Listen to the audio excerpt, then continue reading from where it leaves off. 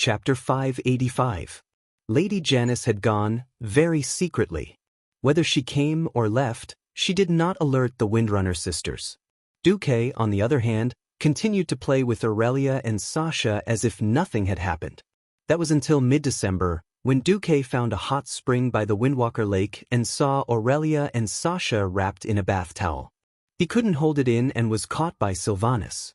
After Duque used the Tree of Life to divert the three sisters' attention, the topic naturally turned to Lord Davar Presto. Wait, why would a human lord make Alexstrasza owe you a favor?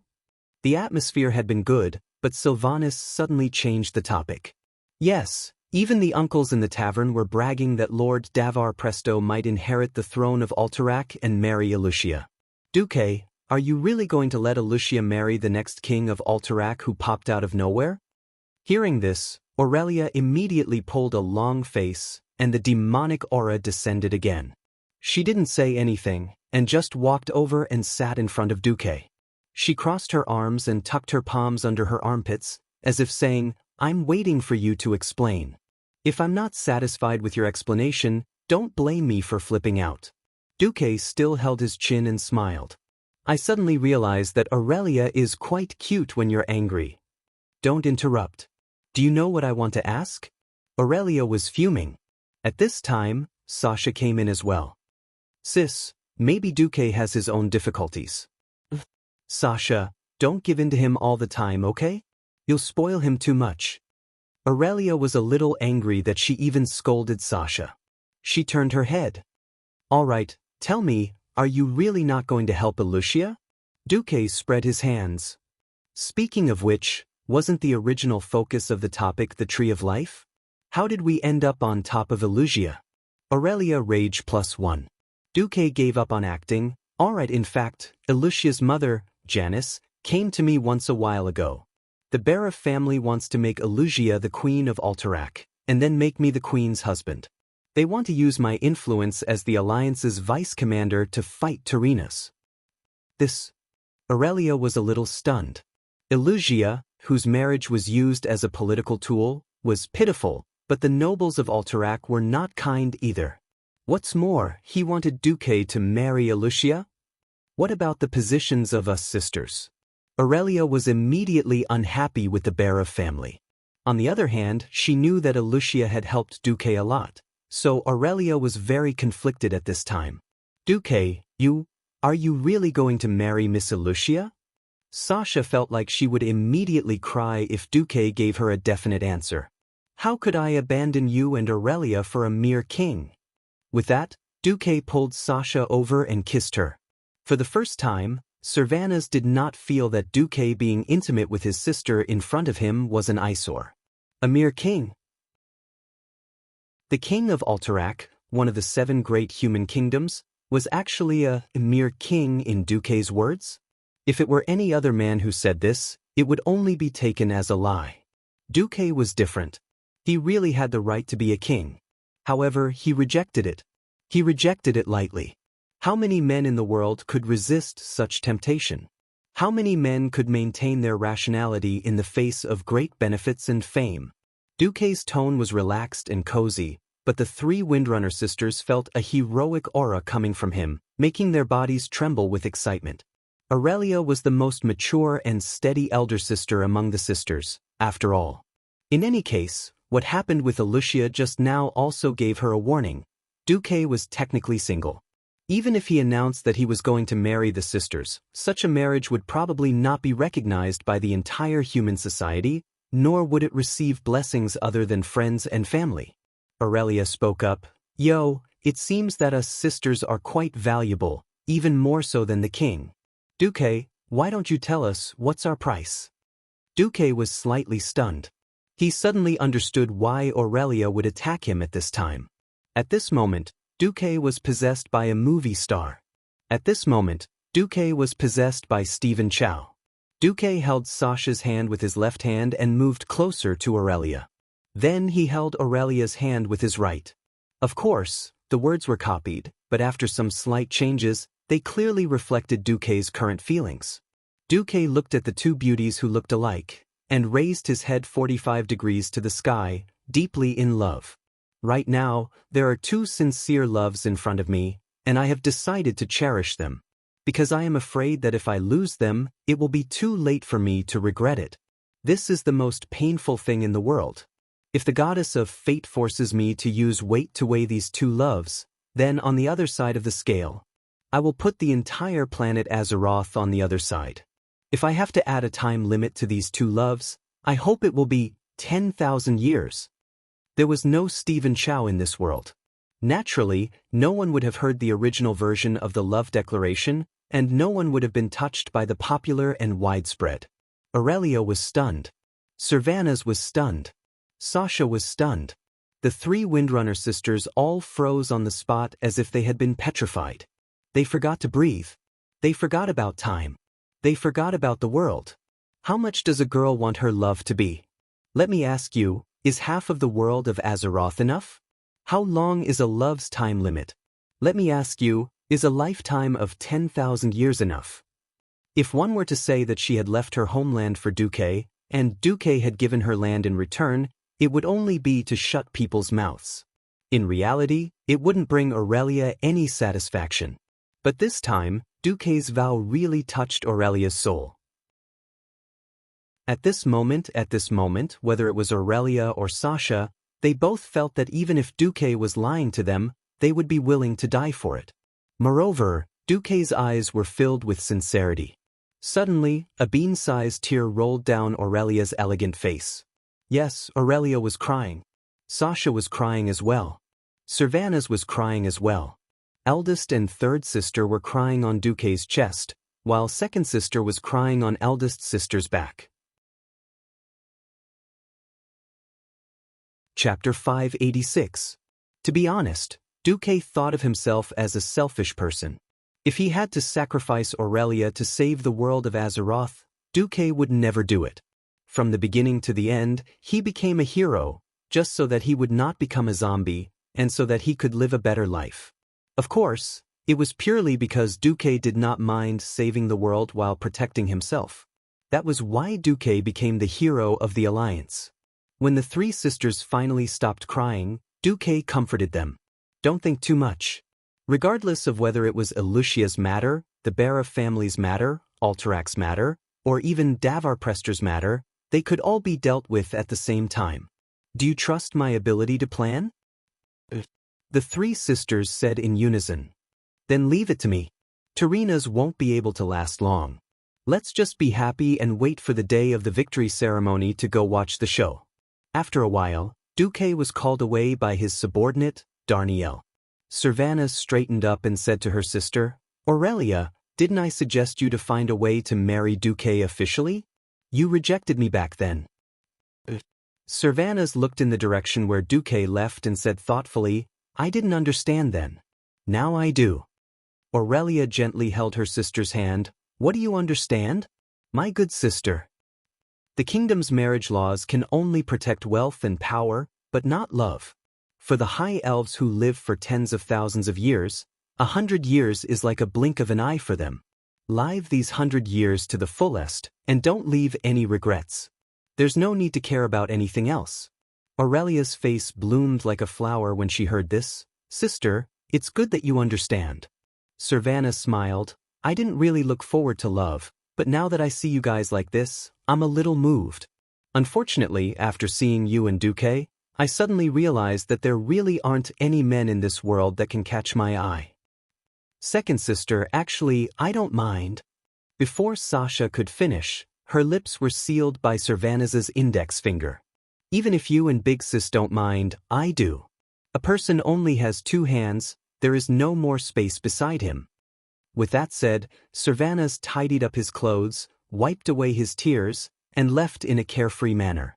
At this moment, his eldest sister's voice suddenly came from behind. My good sister, I don't care which hero you're with, but you have to control yourself. It's almost time for Lothar to join the ranks of old men. Sylvanas almost fell to the ground, unable to get up. Time passed until December 22nd. The 25th, 3 days later, was a very special day for both Duque, the Transmigrator, and the people of Azeroth in this world. This was because in the capital of the Rotterdam Alliance, Rotterdam City, There was going to be a grand victory ceremony to celebrate the Alliance's victory over the Horde. In the territories of the Alliance, because the news of the victory had long spread, many people traveled thousands of miles to Rotterdam City just to see the glory of the victorious soldiers, as well as to watch the ceremony that was about to be held. It was because of the joy of victory, but also out of hatred for the Horde. After all, this was a full-scale war that engulfed the entire continent. The destruction and loss of lives caused by the war affected every city and every village in the territories of the humans, dwarves, and high elves. As the victory ceremony had been set at the end of November, the citizens of Rotterdam had been discussing it since early in the morning. Have you guys heard? There will be more than 200,000 soldiers from various countries participating in this victory ceremony. I heard that there are 30,000 orc captives alone. Will we be able to see orcs then? I've only seen lords raising taxes and conscription in the countryside. I've never seen what orcs look like. I heard from the nobles that as long as you dare and can afford it, you can buy an orc slave to chop trees for you. We also heard that there seems to be an election for the king of Alterac this time. The former king, Eden, was killed after betraying the Alliance. That human traitor Piranad. He deserved to die. All kinds of thoughts were intertwined. A storm hidden under the victory began to gather. On the 22nd, in front of the storm fortress in Stormwind City, Anduin Lothar waited for Duque and his party. After seeing Duque get down from the carriage, Anduin welcomed him warmly and gave Duque a big bear hug. Duque, although your territory is also very important, you have to take care of me and Lang. There's so much to do here. Ahem. How many times have I said, don't be so forceful? The marshal forced Anduin to reveal a charming smile. This is my way of paying you back for being lazy. In the next moment, he saw Duque stretch out his hand into the carriage and help the Windrunner sisters down one by one. Even Anduin, the uncle, could not help but smile. Of course, he knew that it was etiquette for a man to let a woman help him down the carriage.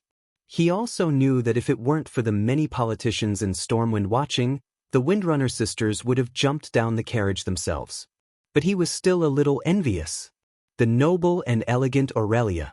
The wild and untamed Sylvanas. Gentle as water, Sasha. The three Windrunner sisters, who were dressed to the nines, were first-class beauties even in the entire human world. Only the eldest and third sisters were confirmed to be in a relationship. There were rumors that Duque had all three sisters, leaving only the expressionless fourth sister.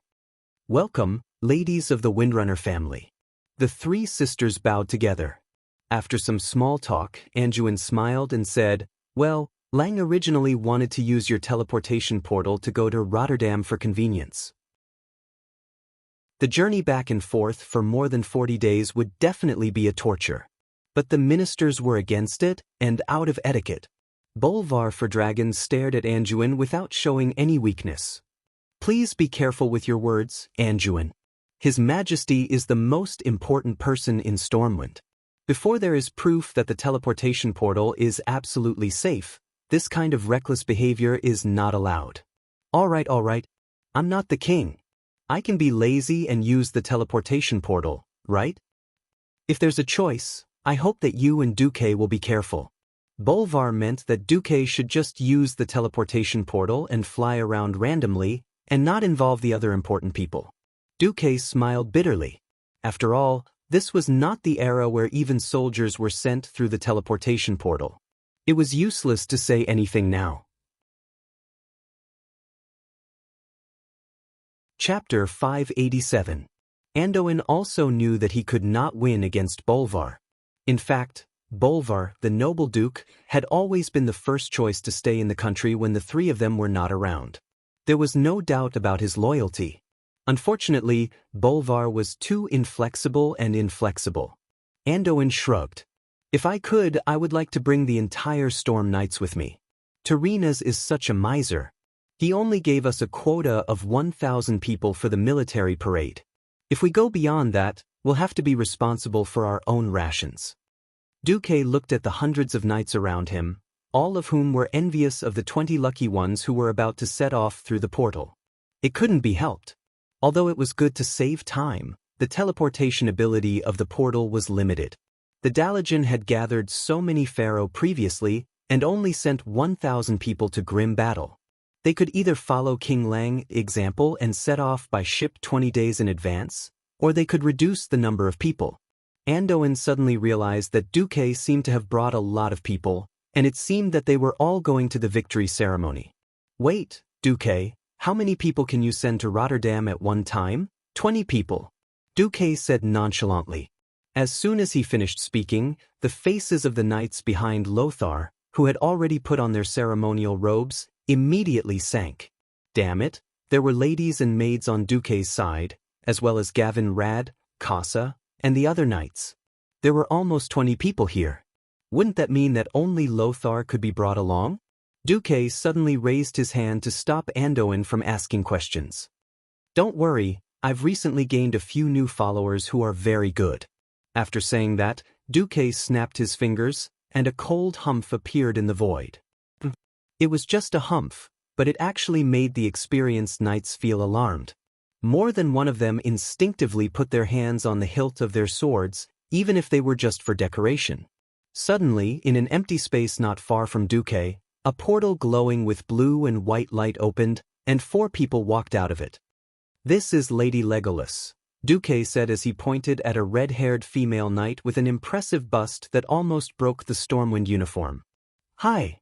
The greeting of this tall and voluptuous lady caused a commotion among the knights. Duque pointed to the second person. It was a petite elven lady who wore an emerald green ranger outfit that revealed her sexy belly button.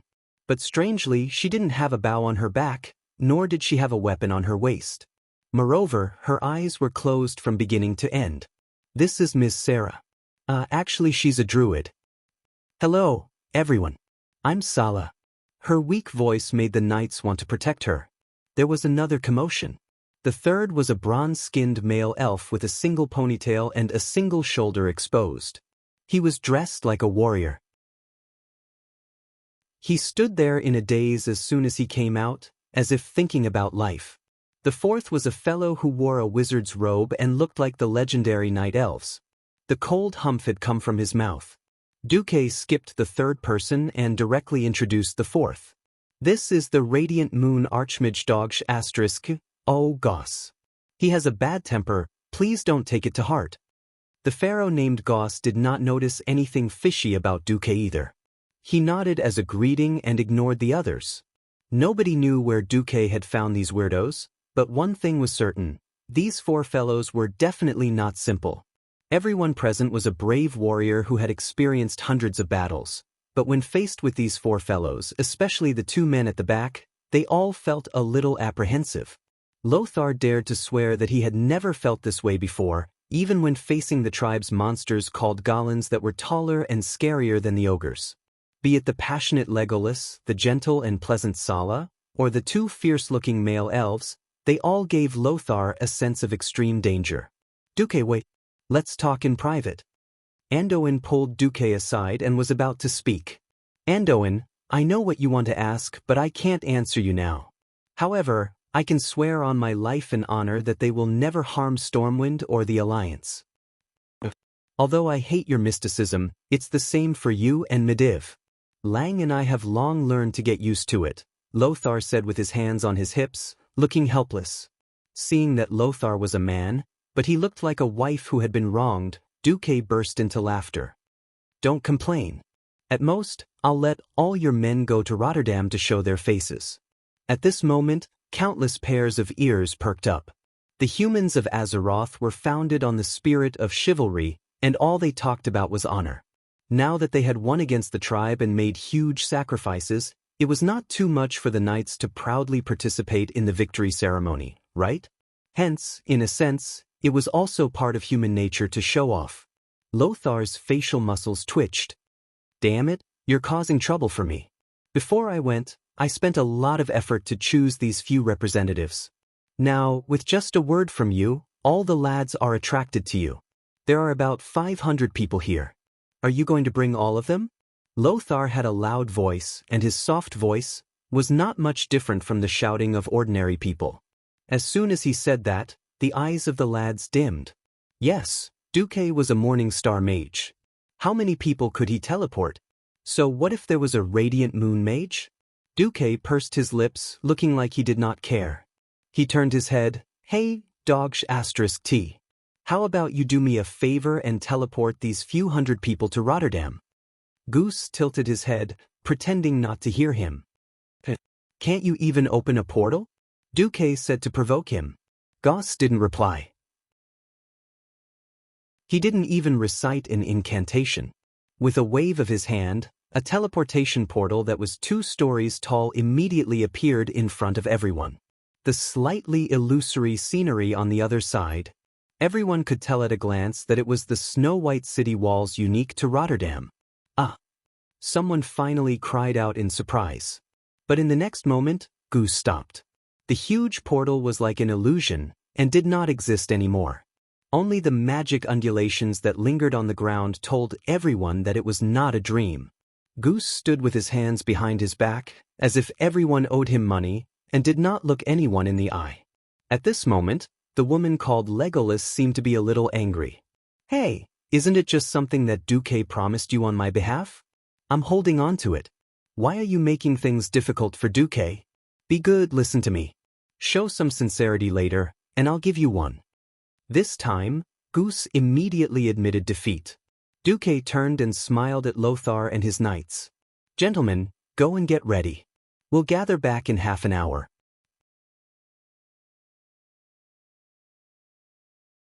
Chapter 588. Located on the northern shore of Lordaeron Lake, the giant white city of Lordaeron was undoubtedly a very beautiful city. It was still a distance away from the Alterac Mountains. Looking from the west to the east, Rotterdam looked like a typical city with mountains on one side and water on the other. In the distance was a snow-capped mountain, on the right was a clear lake that would not freeze in winter, and on the left was a vast grassland. The atmosphere of the triumphant ceremony had already spread throughout the entire city. Since it hadn't truly been invaded, the few destroyed buildings had long since been perfectly repaired. There were colorful flags and beautiful ornaments that the Rotterdam Kingdom had collected from all over the place. Not a single beggar could be seen on the street. These days, even when they were shopping, people were dressed in festive costumes. The people of Lordaeron regarded it as a disgrace to wear the same outfit for 2 days in a row.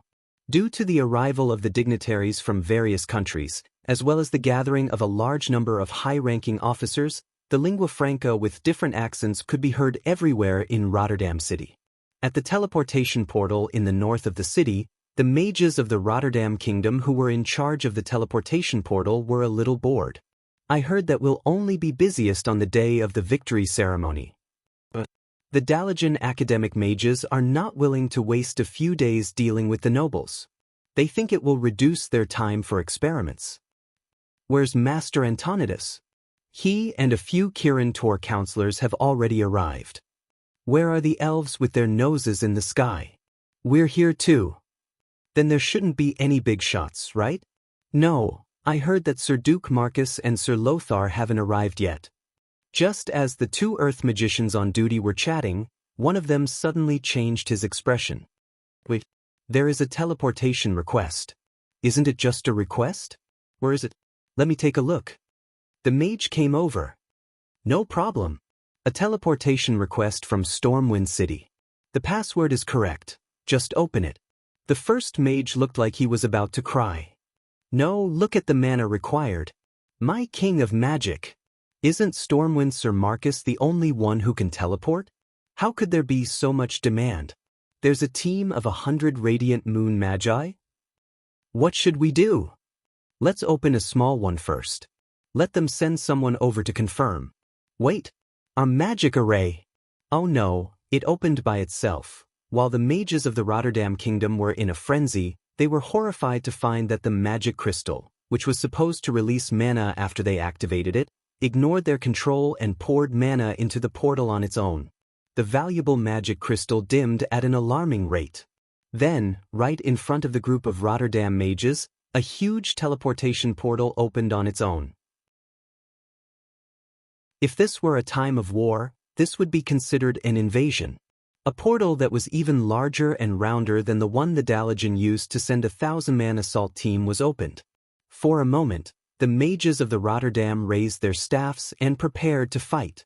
However, the two Stormwind Knights that came out of the portal looked at each other in their most perfect posture and announced their names according to international etiquette. The Supreme Commander of the Lordaeron Alliance, His Excellency Anduin Lothar, and Deputy Commander Duke Marcus have arrived. Impeccable etiquette officer, impeccable military posture. Just as more than 20 mages and hundreds of Rotterdam Kingdom's guards rushed over after hearing the news, 2 rows of tall horses came out in a single file. The Stormwind Royal Knights in formal attire spread out to the left and right as soon as they came out. They straightened their backs and unsheathed their swords.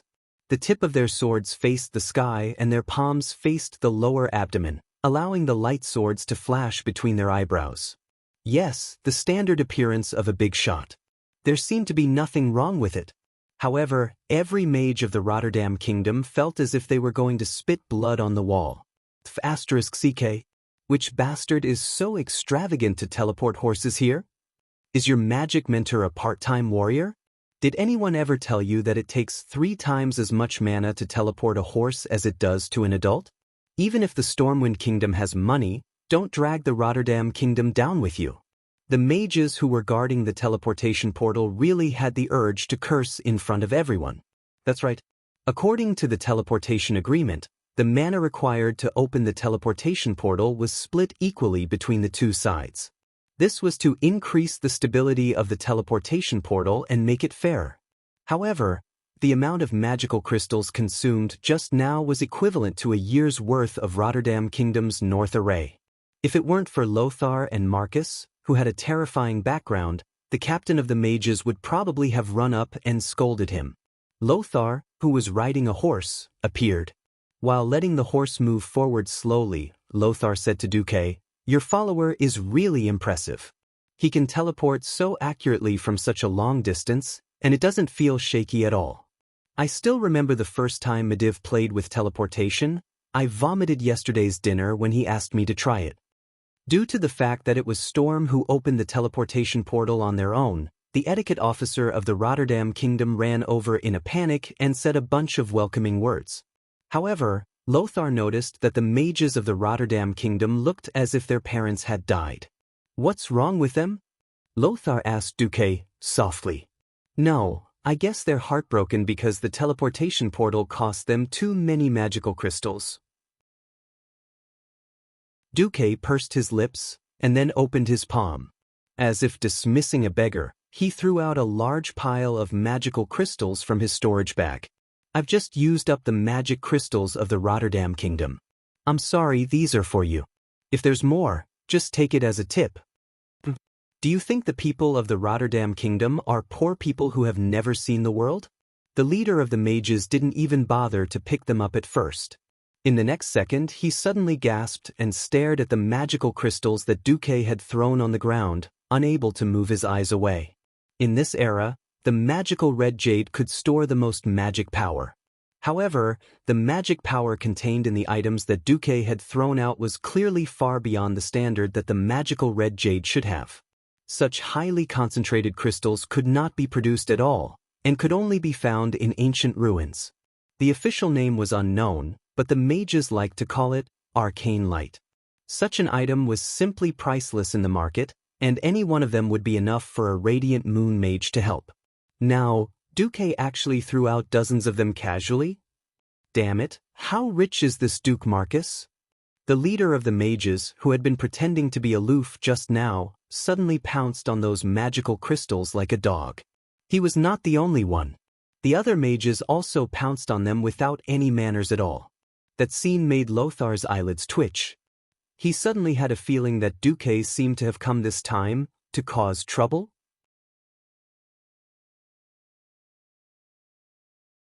Chapter 589. Ignoring the shouting mages, Duque and the rest went to the state guest house in the west of the city after passing through a huge inner city gate. For safety's sake, the area with the teleportation portal could not be in the same area as where the politicians stayed. At this time, the mages of the Rotterdam Kingdom came to their senses. What the hell? How many people did Stormwind use the teleportation portal to come here? There should be hundreds of people here, right? Not only were the people of Rotterdam confused, but even King Lang, who came to welcome Andoin, was confused. Didn't they say that in order to save money, every gold coin would be used to restore the country? Why did hundreds of knights suddenly come here? Where did the warhorses come from? After all, warhorses were not marine creatures. If they were tossed around on the sea for 10 days to half a month, they would either die or be half dead. Warhorses were often sickly when they disembarked from the ship. What was going on with these 300 tall horses that were brimming with energy? You all came here using the teleportation portal? Not to mention Lang, even the radiant moon court mage behind Lang had his mouth wide open. He could clearly see that there were 2 black decayed teeth. Andoin pursed his lips at Duque, and Lang immediately understood. Duque was causing trouble again. Duque touched the back of his head. Sorry, Lang, I didn't tell you beforehand. The situation is a little complicated this time. In any case, teleporting so many people and horses at once might only happen once in a few years. They even arranged transportation? Where did this mage god come from? Lang easily noticed the 4 discordant existences in the team. It couldn't be helped, these guys were too conspicuous. The whole team seemed to take a detour when they saw them. While entering the state guest house with Duque, Lang said, Duque, this victory ceremony is too big. You have to tell me what's going on with them. After entering and closing the door to ensure that no one was eavesdropping, Duque told Lang and Andoin the answer. Several seconds later, the 2 big shots of Stormwind were so shocked that they were unable to say anything for a long time. At the same time, in the main hall of the Rotterdam Kingdom, several kings were holding a salon. Thank you again for your hospitality, Your Majesty. The one who spoke was a tall, black-haired noble. His voice was deep and powerful. Defeating those evil and filthy orcs is your greatest achievement as the leader of the Rotterdam Alliance. We should do something to prevent the remaining traitors from invading our pure alliance. If we succeed, King Terinas, who was dressed in an elegant gold and white robe, nodded slowly. Lord Darren and the alliance will remember you, Lord Presto. Through your analysis and absolute evidence, I believe Gilness and Stromgard have more or less understood the current situation. The elder Xeon Greymane nodded readily. Salas Trollbane, who was in the prime of his life, rubbed his forehead. He seemed to be having a headache over Terina's words, but in the end, he still nodded in agreement. Thank you for your understanding, Your Majesties. King Terinas himself was not short, but Presto's obviously much taller physique still gave him a sense of pressure. The Lord of Presto smiled, revealing a mouthful of white teeth. The 3 kings present were clearly the cream of the crop, dragons and phoenixes among men. But in front of this Lord of Presto, it was obvious that he had the aura of a king more than the 3 of them. This was truly a surprising thing.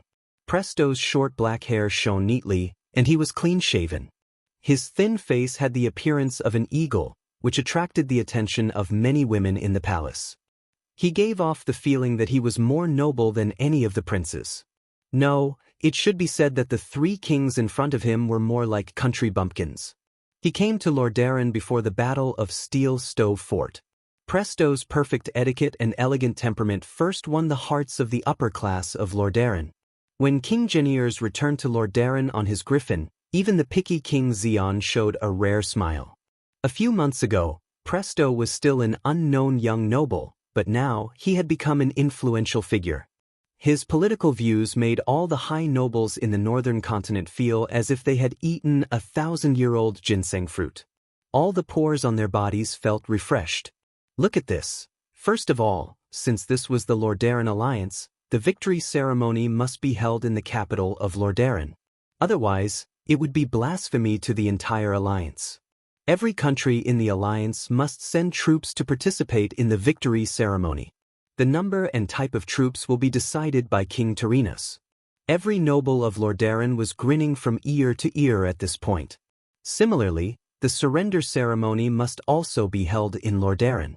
All the captives must be brought to Lord Darren for a parade before being distributed by Lord Darren.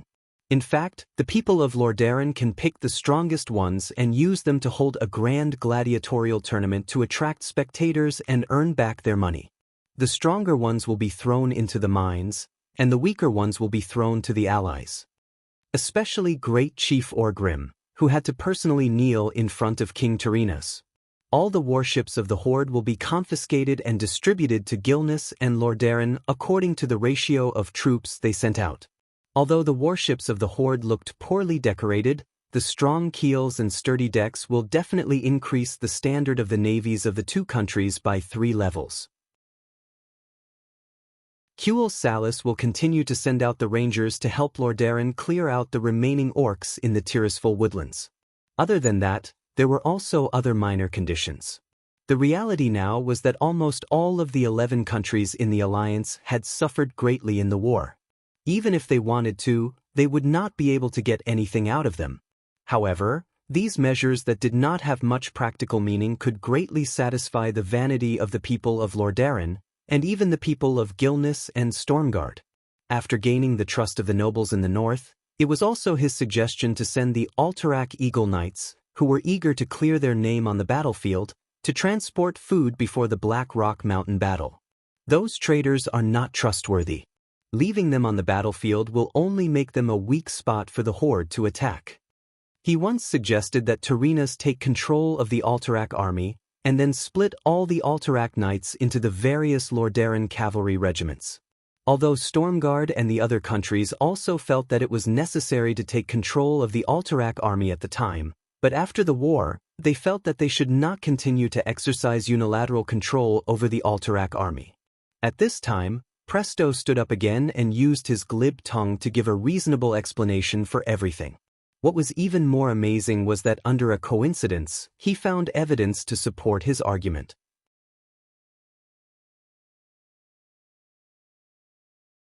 Chapter 590. On this day, King Tyrrhena's Menethil II, who was growing old and fat by the day, made a decision that shocked even himself after careful consideration. This decision was so important that he even ignored the news of Duque's high-profile appearance. No, to be precise, he instinctively refused to listen to any news about Duque. Every time Duque appeared, it was equivalent to stealing the limelight from Lordaeron. After carefully confirming that the cards in his hand were all indestructible, and that Duque would not be able to shake them, Tyrrhena's ignored Duque. For the past 3 days, Duque had been living a comfortable life. As soon as Legolas and the other 3 arrived at the Rotterdam Kingdom, they opened the teleportation portal and left after entering the state guest house.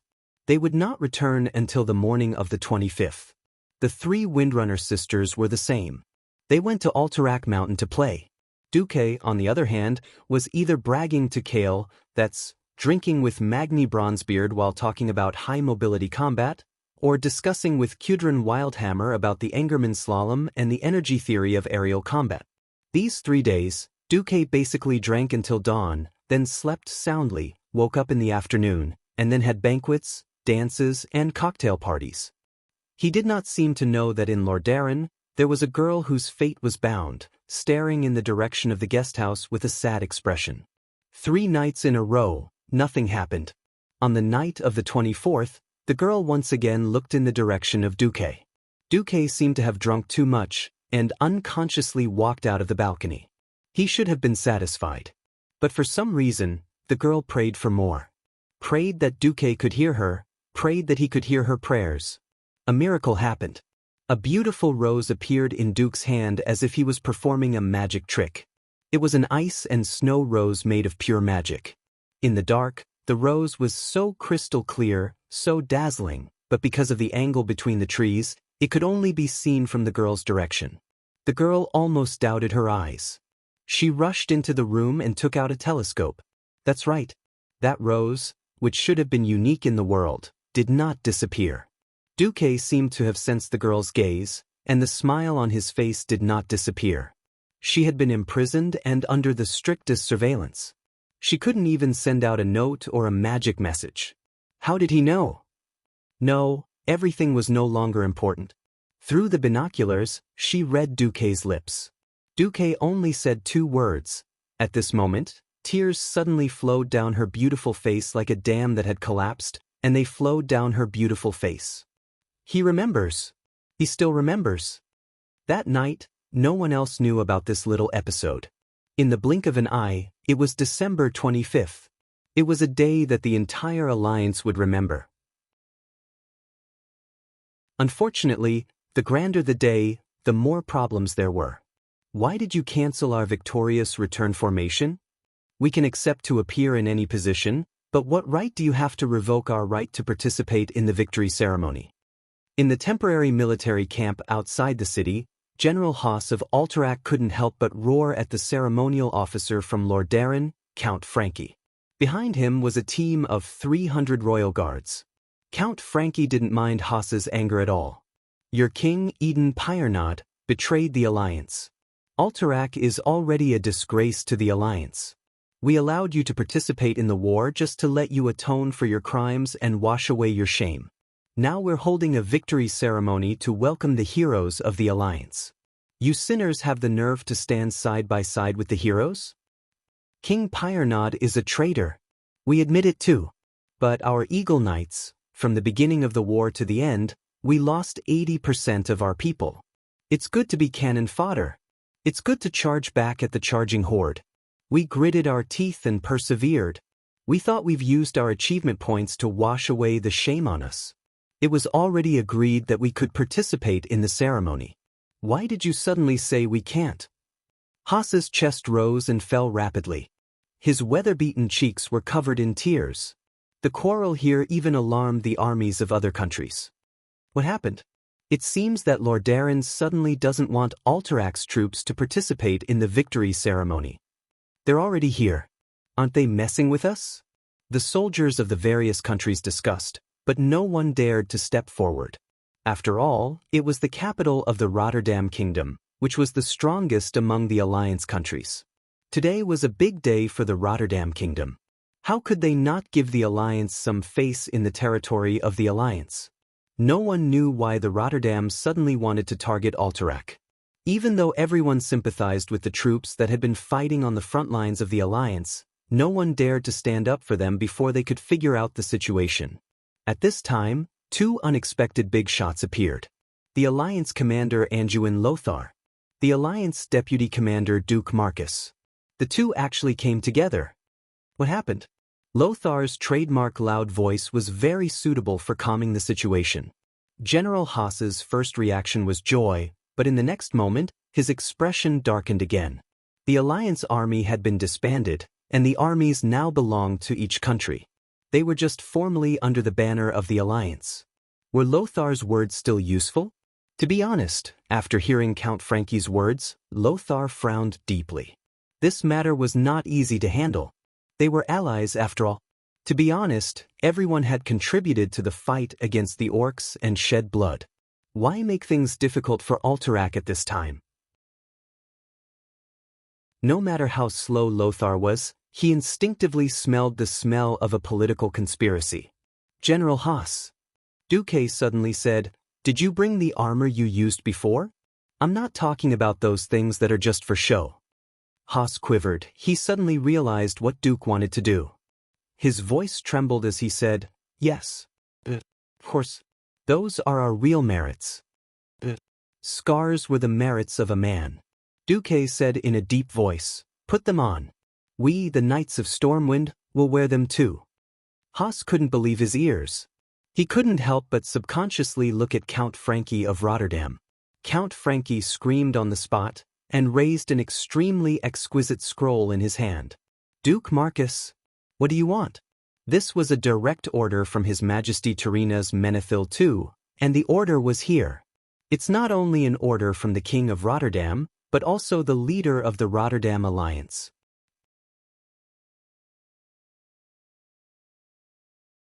Chapter 591. Hiss. As the sound faded, the surroundings became deathly silent. Terina's was trying to force the Alterac people into a dead end. Wasn't it just because Alterac made a mistake and let the horde in? Lordaeron did not fall in the end. Was there a need to hold such a grudge? To be honest, everyone felt that King Prionod's betrayal was very shameful. In the beginning, everyone also felt that the Alterac Eagle Knights were shameless. But how did they do it? Withstanding the endless humiliation from the Alliance, they charged at the front and retreated at the back. Many times, they were completely crippled. But what happened? How many times did the 1,000 knights fight, and half of them died? When the knights died, the knight candidates took over. When the candidates died, the apprentices took over. Using the weapons left by their predecessors, they hammered the curved armor piece by piece before using it again. They had already washed away the humiliation with blood and bravery. Anyone who had a little understanding of the Eagle Knights would not look down on this iron-blooded army. Now, with a single order from Tyrrhena's, they had been eliminated. How could they accept this? Duque had made a name for himself. But now that the Alliance army had been disbanded, Duque was just a Grand Duke. As a lord of the southern continent, did he have to offend the strongest king in the northern continent? Daneth Trollbane peeked at Duque's ridiculously young face. He should not have had any hope, but he was still a little expectant. Muradin Bronzebeard and Cudrin Wildhammer took a step forward, but were pulled back by Magni Bronzebeard, one in each hand. He is Duque. It was very simple. He was Duque. That magical Duque. Since the Alliance was formed, he had created countless miracles, and had been coordinating with almost every deputy commander of the Alliance. If Duque really did not do anything, then his title of miracles would cry. That was what everyone thought, and that was what they all hoped for.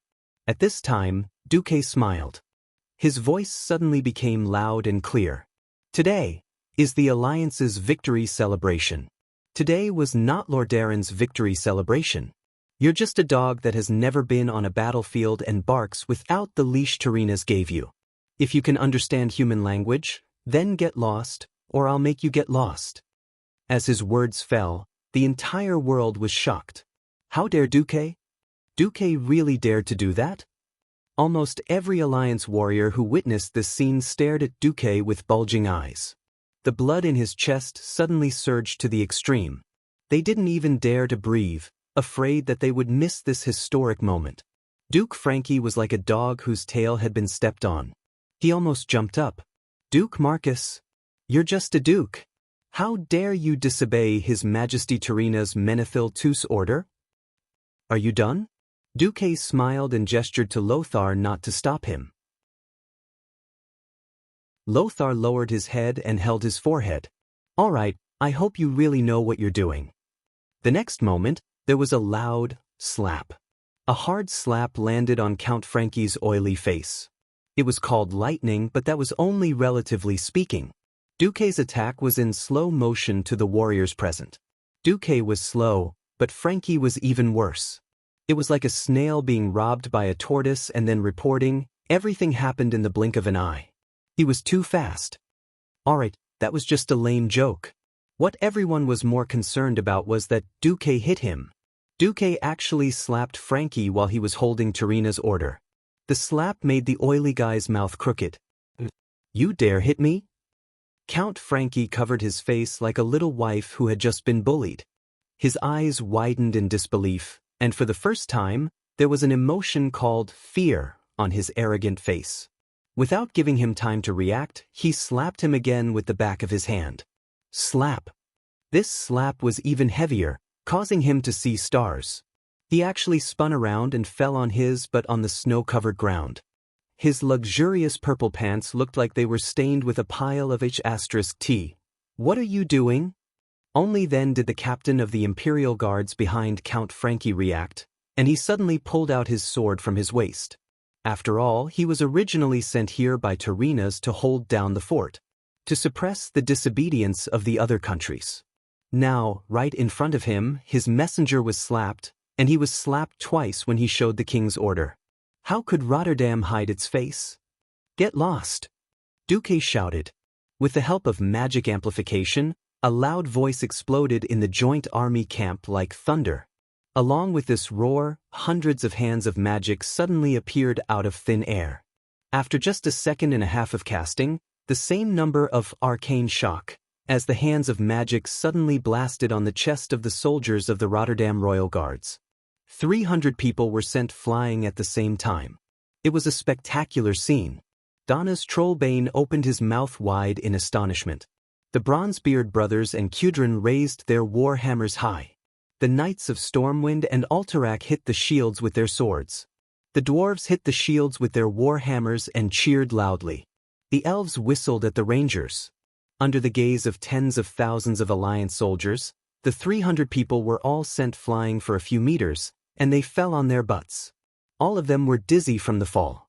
Before they could get up, Duque's next attack arrived. Slap, slap, slap. A mage's hand appeared on the collar of each royal guard's breastplate. This kind of mage's hand lifted him up with one hand, and then the other mage's hand quickly followed up and slapped him. A slap in the front hand, a slap in the back hand. A slap in the front hand, a slap in the back hand. A slap in the front hand, a slap in the back hand. Back and forth, these arrogant people who only had eyes for Tarenas and did not care about the politicians of the various countries were slapped hard again and again. How many slaps were slapped? No one could count. Anyway, they were all handsome and good-looking, and all of them were slapped swollen by these hands of magic that suddenly came out of nowhere. Well, a team of male model-level Imperial Guards could now be renamed as the Pighead Army. It wasn't that no army of Lordaeron discovered this, and Abendis was the one who rushed over. But even he was shocked. He didn't expect that Duque would dare to turn against him like this. But the glory of the country. Just as Abendis was about to do something, he suddenly felt an extremely terrifying pressure. The endless pressure made him feel like a frog being targeted by a giant poisonous snake. He had no way to resist at all. To die or not to die, it all depended on the mood of the existence that seemed to be at the top of the food chain. Abendis's back was instantly drenched in sweat. In front of him, Duque flipped over and got on his horse. He raised the Grand Marshal's staff high up and shouted to the sky, "Today! This is the Alliance's victory ceremony. Anyone who killed orcs, for the Alliance. Anyone who has shed blood for humans, dwarves, and elves is qualified to participate. This has nothing to do with national boundaries, only fairness and justice. If you are a man, come with me. If the people of Lordaeron don't give you glory, I, the Vice Commander of the Alliance, will. Let's go."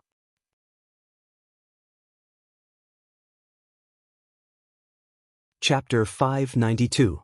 They used to think that mages were cowards who only knew how to hide in the safe areas behind the warriors who were fighting in the front.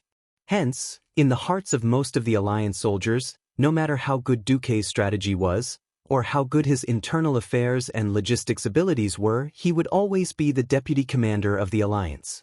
The real commander was still Anduin Lothar, who dared to charge to the front line and fight the orcs. No one felt that there was anything wrong with that impression of Duque. Today, Duque used his actions to subvert that impression. It was not right to say that it was subverting. It should be a more exaggerated sublimation. Seeing this scene, every soldier suddenly felt a fire burning in their hearts. Without comparison, there would be no contrast. They were all killing enemies for the Alliance. Who didn't want to return home in glory and enjoy the cheers and praises of the people after the war? For the soldiers of other countries, returning triumphantly in Rotterdam City was completely different from returning triumphantly in their own capital. All right, Rotterdam was the leader of the Alliance. They had just finished the final battle at the Dark Portal, and they had crossed the entire Eastern Kingdom from the southernmost tip to the northernmost tip. They were rushing with all their might, and they were marching almost every day. Well, when they finally arrived, they found that everything was a waste, be it supplies or camp. The Allies ate black bread made from moldy millet. It was thick and hard, and it could be used as a stick to beat people up.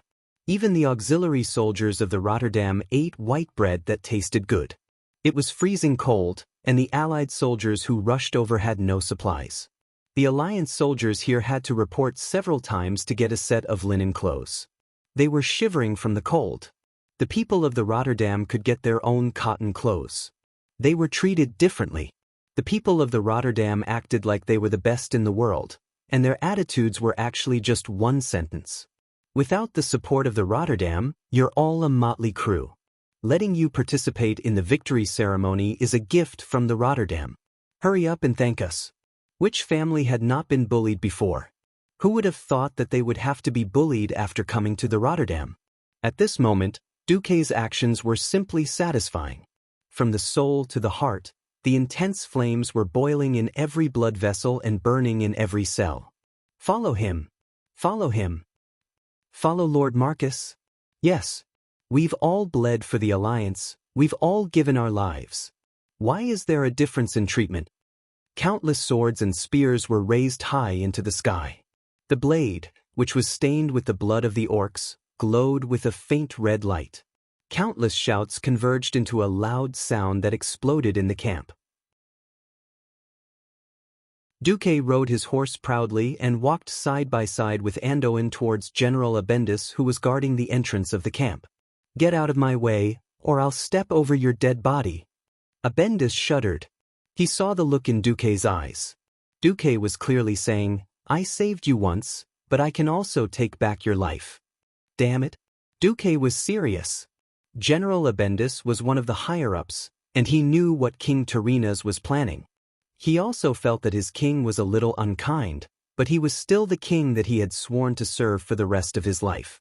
His body trembled, and his mouth twitched for a long time before he managed to say, Duque, is it worth it? Duque did not answer him directly. He leaned over and whispered into Abendis's ear, if the entire Alterac was destroyed, I would have nothing to say. But now, if the leader of the alliance can occupy the territory of his allies, then there's no need for such an alliance. His voice was not loud, but it was not soft either. It was enough for Abendis and Lothar to hear. At this moment, Lothar suddenly understood Duque's intention. Duque, I support you. Lothar's loud voice easily caused even louder cheers behind him. At this time, the victory ceremony of Rotterdam City had already begun for an hour. In the first half of the ceremony, it was the most eye-catching ceremony of the captives. 25,000 orcs had their hands tied behind their backs, and they were shackled with iron shackles that weighed at least 50 kilograms. They were then tied up with thick iron chains and strung up in groups of 100. They lowered their heads and walked through the long and wide streets under the gaze of countless people. At first, the orc captives attracted the attention of the citizens. Oh my God! They're too burly. Are our warriors supposed to fight against such monsters? Look at their fangs. They're even more violent than the teeth of a wild boar. Holy light above, our brave warrior actually defeated such an opponent. Soon, after a short period of amazement, it was ushered in a frenzy of anger. Bastard! Give me back my husband! A lady on the balcony on the second floor threw the first rotten tomato at the orcs. Give me back my father! A young child who was about 7 or 8 years old threw the first stone. In just a few seconds, thousands of objects flew out from all corners of the street and poured onto the captives. The citizens could not rush past the 2 lines of city guards on the street, so they could only vent their anger in that way. The Battle of the Dark Gate this time had almost swept through all of Rotterdam's territories, from the Silverpine Forest in the southwest to the holy city of Stratholm in the northeast, and then to the core of Rotterdam City. The heavy loss of human lives was shared equally among almost every family. Even if they were not in mourning, it was more or less the same. Every orc captive had a bloody nose and swollen face, and even their fangs were broken. However, they did not dare to resist, and even roared at the top of their lungs. They just lowered their heads and were escorted through the long street. Among the 25,000 orcs, there was only one who held his head high, Chief Orgrim. His mouth was sealed, and his legs were shackled tightly to a metal plate that weighed 2 tons. His wrists were also shackled tightly, and he was kneeling just like that. However, his head had never been lowered. Behind the cage, there was a sign with the words, Chief of the Horde, written on it. This caused Orgrim to suffer the most attacks. The stones and rotten tomatoes that were thrown at him almost drowned him to death. Even the soldiers who were wearing heavy armor to prevent themselves from being smashed to death by the citizens' attacks were too violent. In the end, they had no choice but to let the mages blow away the objects around Orgrim. Hang him! Hang him! Hang the chief of the orcs! The angry citizens raised their fists high and let out a monstrous roar. On the main balcony of the palace, King Tarinas and his children, Arthas and Kalia, looked at the scene with satisfaction. After the captive offering ceremony, it was time for the real victory ceremony. Countless handymen, who had long been prepared, quickly rushed out of the alleys of the city with brooms and other things. They cleaned up the debris on the streets with great agility and proficiency. In just 10 minutes, the road from the north gate to the royal palace was cleaned. At this moment, Tarina's expression suddenly froze. It was because he saw through the binoculars that the mountain eagle flag of alt-rank followed closely behind the storm lion flag, flying at the north gate of the Rotterdam kingdom.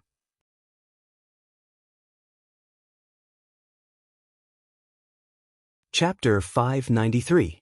Tarinas almost spat out a mouthful of blood on the white jade balcony railing. His script was perfect.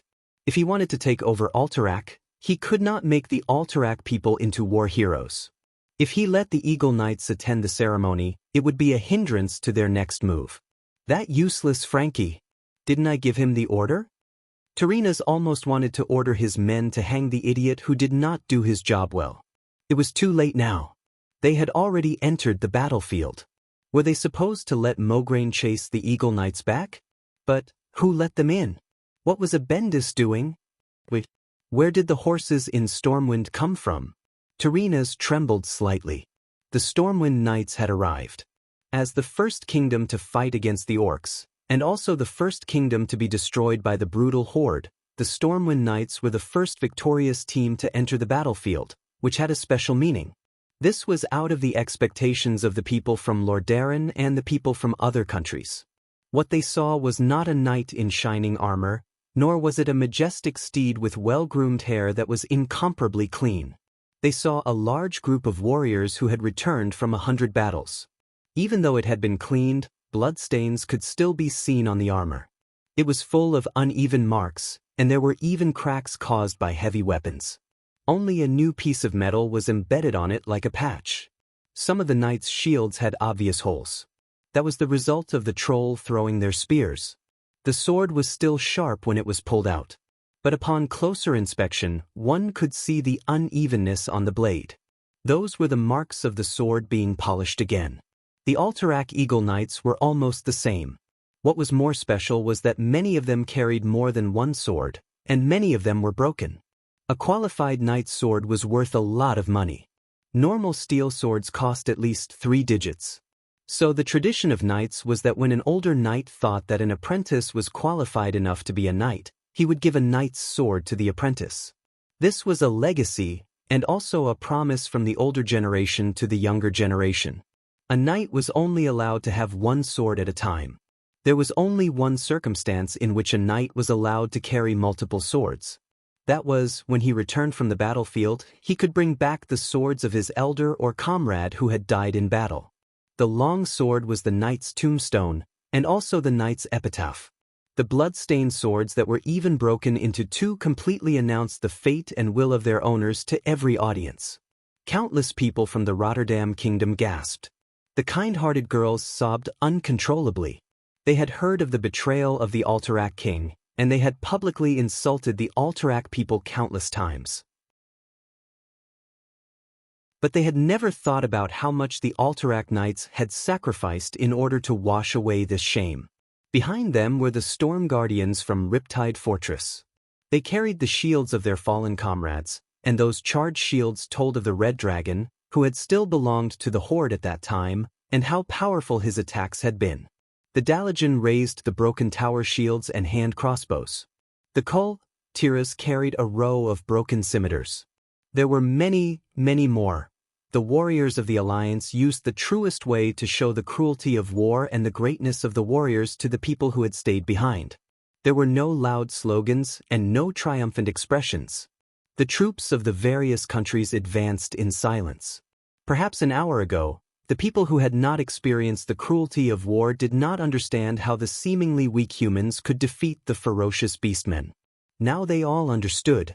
That was what the warriors of the Alliance had exchanged with their blood and lives. They had fought for it with their greatest courage and the firmest will. No one knew who was the first to clap. No one knew who was the first to cheer.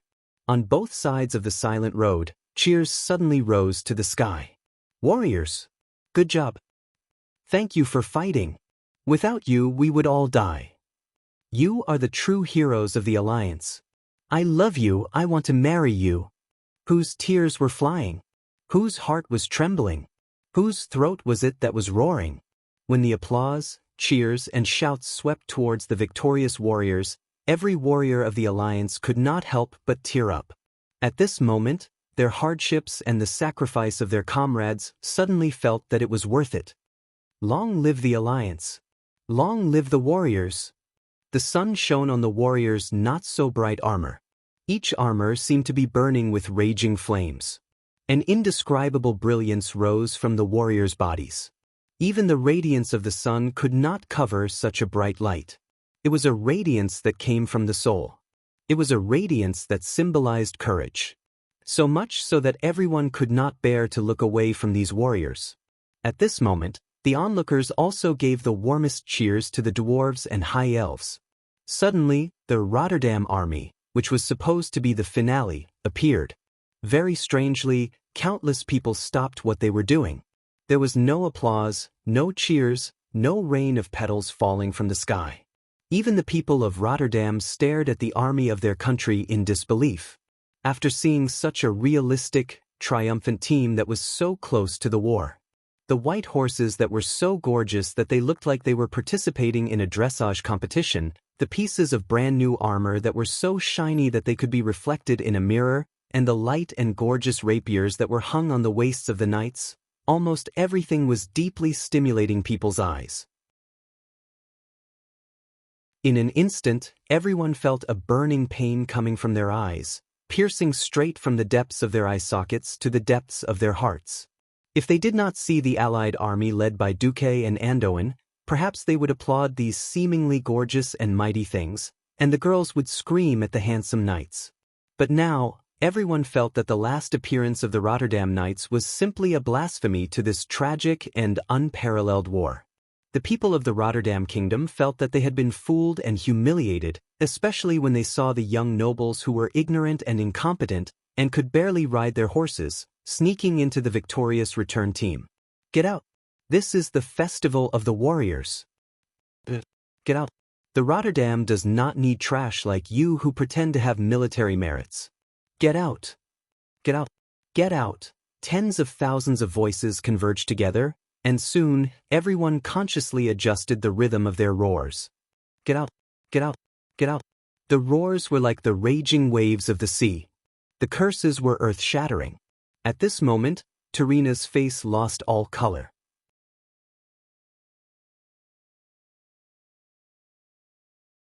Chapter 594. What kind of hatred and resentment was there for the people of their own country to oppose the army of their own country? For a long time, the nobles of Lordaeron had lived a luxurious life and had long forgotten the voice of the people. To them, the people were just wheat that would automatically grow every year. They had all kinds of responsibilities and obligations. They had to pay taxes to the nobles, provide labor for the nobles, and provide soldiers when the country was in danger. After more than 2,000 years of peace, the nobles had long forgotten that their ancestor was a warrior conferred by Emperor Saladin. This warrior's name was Lordan, and this warrior's son was called Menethil. Later on, Menethil named the land Thoradin the Great as Lordaeron, and Menethil became the royal family's surname. In that era where clans were the dominant force and there were no surnames, this was already a pioneering move. Suddenly being opposed by the seemingly docile people, not only Tarina's, but all the Lordaeron nobles around him were embarrassed. "This is a pity," Zeon Greymane said. Jean Greyman said, "It seems that someone down there has mistaken the difference between a triumphant return and a grand parade."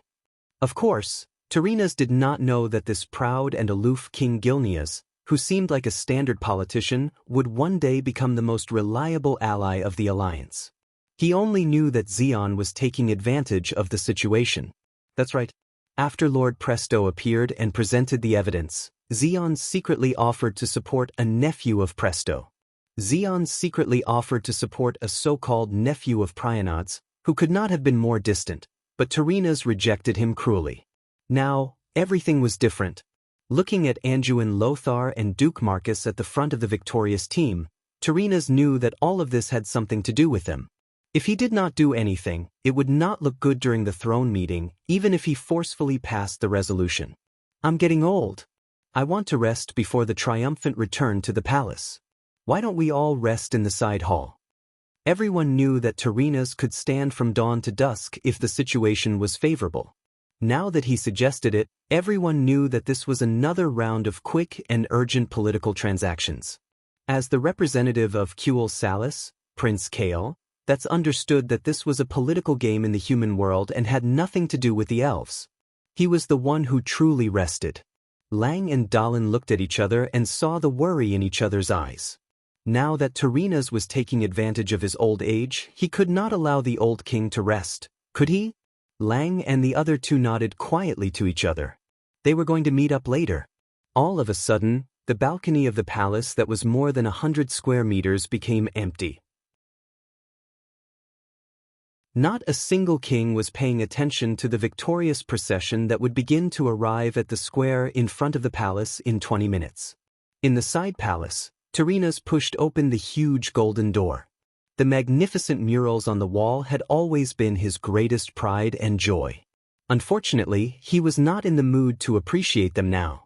The first to meet was naturally Jean. Xion was extremely greedy towards Terenas, but because of that, he was the easiest to convince. Yo, Terenas, it seems that little Duque has given you quite a bit of trouble. It's just trouble, Terenas said with a cold expression. Tell me, what do you want in order to support Pristos? I want the Hillsbrad Plains, the Jasper Mine, Tobalad Island and the western coast next to South Shore. He knew that Jean would ask for a lot, but he did not expect him to be so greedy. He took away more than half of the essence of Hillsbrad in one go. The Hillsbrad Plains had been reclaimed by the refugees of Stormwind. Now, everyone knew that it was a rich and fertile land. The refugees would all be evacuated next year. With the support of this fertile land, Gilnea's power would increase explosively in the next 20 years. Terenas said with a pained expression, all right. The second to meet was King Salas Trollbane of Stormguard. Terenas spoke first. Salas, you must support Lord Pristos this time. I can give you Terran Mill and South Shore. Salas sat in his luxurious chair like a statue. After a long while, he shook his head and said, maybe their king and lord are guilty, but the people of Riptide Castle can't take Alterax's land. It's a blasphemy to our brave warriors. Terenas panicked when he heard Salas' words. Among the 6 human kingdoms, Kurtiras and Stormwind, who were outsiders, would vote against him. He needed at least 4 votes from the throne to make things look good. Who would have thought that Salas would reject him? Yes, that's right, Terenas' plan was to take Lordaeron's land for himself. Now that Salas was involved, he refused to play. How could he do that? Terenas' face darkened. Think about it, Salas. Your land has already become a wasteland. Even your food for the winter is provided by Lordaeron. You can be noble, but can you bear to see your people starve to death? The Arthi Highlands do not have much food to begin with. Salas' expression changed. Terenas was threatening him with food. South of Stromgard was the dwarves' territory. Whether it was the wetlands or Loch Moden, the dwarves barely had enough food for themselves. Other than Hillsbrad in the west, there was no other way out of the Arthi Highlands. If Alterac, controlled by Lordaeron, blocked the way out, then hundreds of thousands of people would starve to death. To restore Arthi's food production, his advisors told him that it would take at least 3 years. Moreover, he still had to rebuild Riptide Castle, which had been destroyed by the dragon. Salas lowered his head deeply, as if burying his head between his knees. I don't want the territory. Give me at least 500,000 tons of food every year for 5 years. As a noble knight, he hated political deals like this. As a king who was responsible for the future of millions of his people, he had no choice but to compromise with Terenas. Terenas left. He was not satisfied, but at least he had achieved his goal. At the third meeting, Terenas met the hardest nail, Antonidas, who he thought would be easier to convince. Terenas, I'm not against you. But the Daoist rejected the Lord of Prister. Tyrrhenas furrowed his brows. Because the Kirin Tor Assembly has secretly used all of their magic detection abilities, but still could not see through this mysterious Lord of Prister. He is either a Breaking Dawn mage on par with me, or he has a mysterious magical item that is comparable to a demigod gear. We will never support a mysterious person of unknown origin to be the king of Alterac.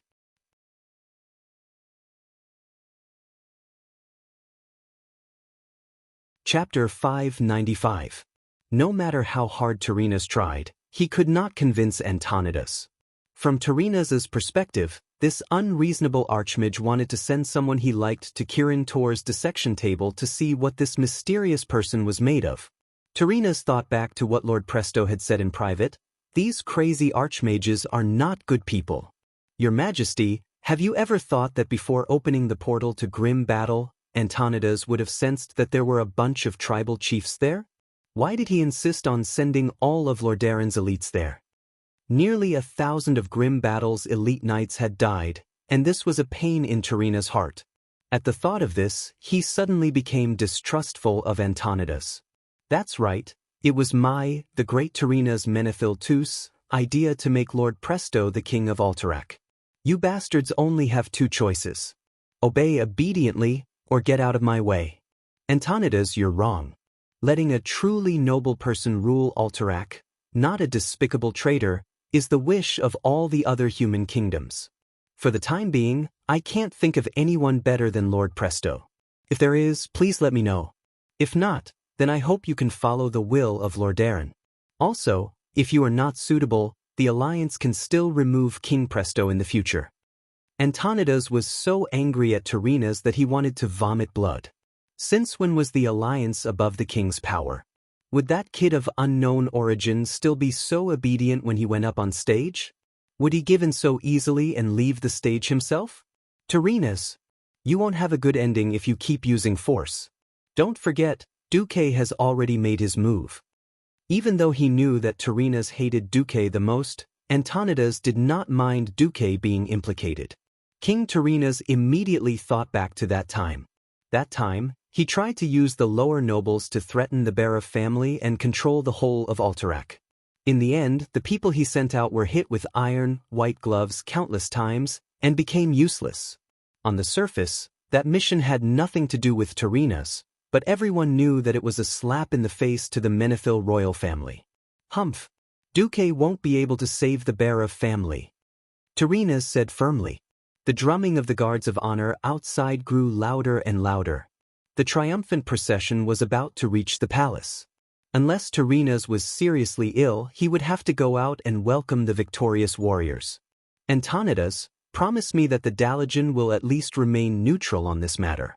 Otherwise, the Daoist will be the enemy of the Rotterdam kingdom. After this is done, I will compensate the Daoist. This was a blatant threat. Antonidas looked like he had just eaten shit. He almost had a stroke.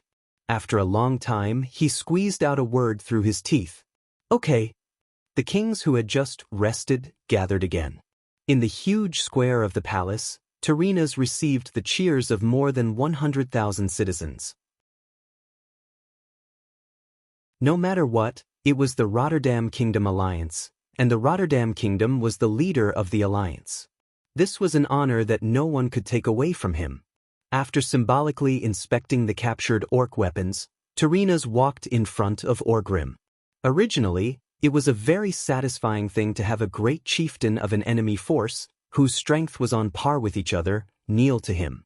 Being pressed down by 4 strong humans, the weak Orgrim could not take it anymore. Even his neck was almost broken. He lowered his proud head to Tyrrhenas. Unfortunately, he already knew that Orgrim did not have anything nice to say. Otherwise, Orgrim would have said the classic "orcs will never be slaves" line. Tyrrhenas was not interested in Orgrim's submission. To him, the orcs were a bunch of poor people. Not only did they cause trouble, but they also had nothing to gain from it. Other than being used as miners and gladiators, they had no value at all. So, he pretended to accept the cheers of the 100,000 people and ended the victory ceremony hastily. After entering the palace, Just as the kings were about to sit down in the throne room, their true intentions were revealed. "Wait," Xian suddenly said, "not everyone has the right to enter here. Those who have the right to enter the throne room are either the kings and representatives of the various countries, or the heroes of the alliance. But now, there is a traitor here." King Gilnas's declaration shocked the dwarves and elves. Traitor? As Xian pointed, everyone's eyes immediately fell on Duke Barov, who was about to walk towards Alterac. Not only Duke Barov, but even General Haas, who was behind the Duke, suddenly turned pale. Duke Barov was attending the throne room as Alterac's representative. To accuse a country's representative in a meeting like this, how much hatred was there? Without sufficient evidence, this was definitely a huge matter that could push an entire country to its death. "What evidence do you have?" Duke Barov was trembling as he pointed at King Xian. "Evidence? Of course I have it." Jean snapped his fingers, and the door to the side hall suddenly opened. 12 guards escorted 2 young men dressed in ordinary, but still relatively clean clothes into the hall. Looking at the 2 faces that looked similar to Duke Barov's, everyone knew that the mystery was solved. I think many of you have seen these 2 before. They are the sons of Duke Barov, the first and second in line to the Barov family, Wilton Barov and Alex Barov. Duke Barov felt as if he had been struck by lightning. His body trembled even more violently. He said in a trembling voice, "They disappeared long ago after the Alterac incident. I've already issued a declaration to strip the 2 unfilial sons of their inheritance and drive them out of the family. From that day on, everything they did had nothing to do with Duke Barov or Alterac. Now the only heir of the Barov family is Wuxia Barov." "You stingy old man, how could you give the family's fortune to that bitch? I am the only heir of the Barov family." "No, it's me." "Well, go to hell. I am the true heir of the Barov family." The 2 unfilial sons of the Barov family were already fighting amongst themselves without Xian's words. Duke Barov argued back, "That doesn't prove anything?" Xian dropped a bomb with a smile. "Yes, but everyone must know that it was because these 2 from the Barov family joined the horde that Orgrim's army was able to easily pass through the mountains of Alterac, avoid all the sentries, and kill their way to Lordaeron like a divine army descending from the heavens."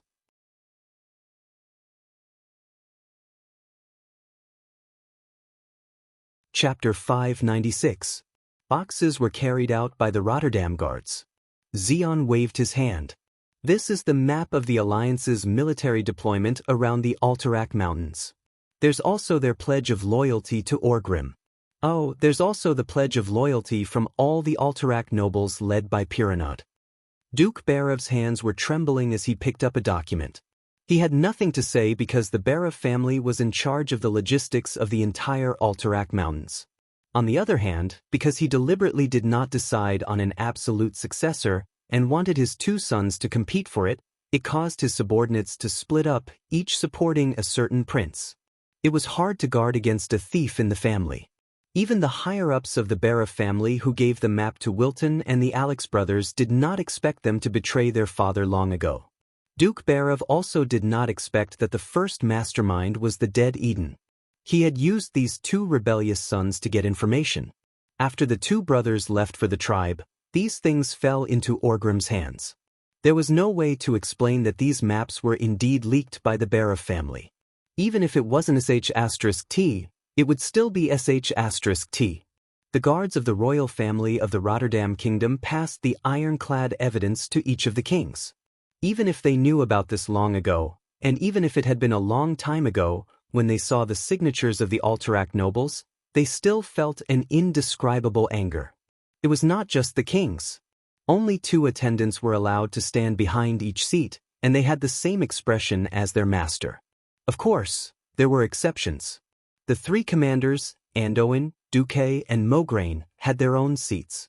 Unexpectedly, Anduin and Lang had brought Legolas and the other 3 that Duque had invited.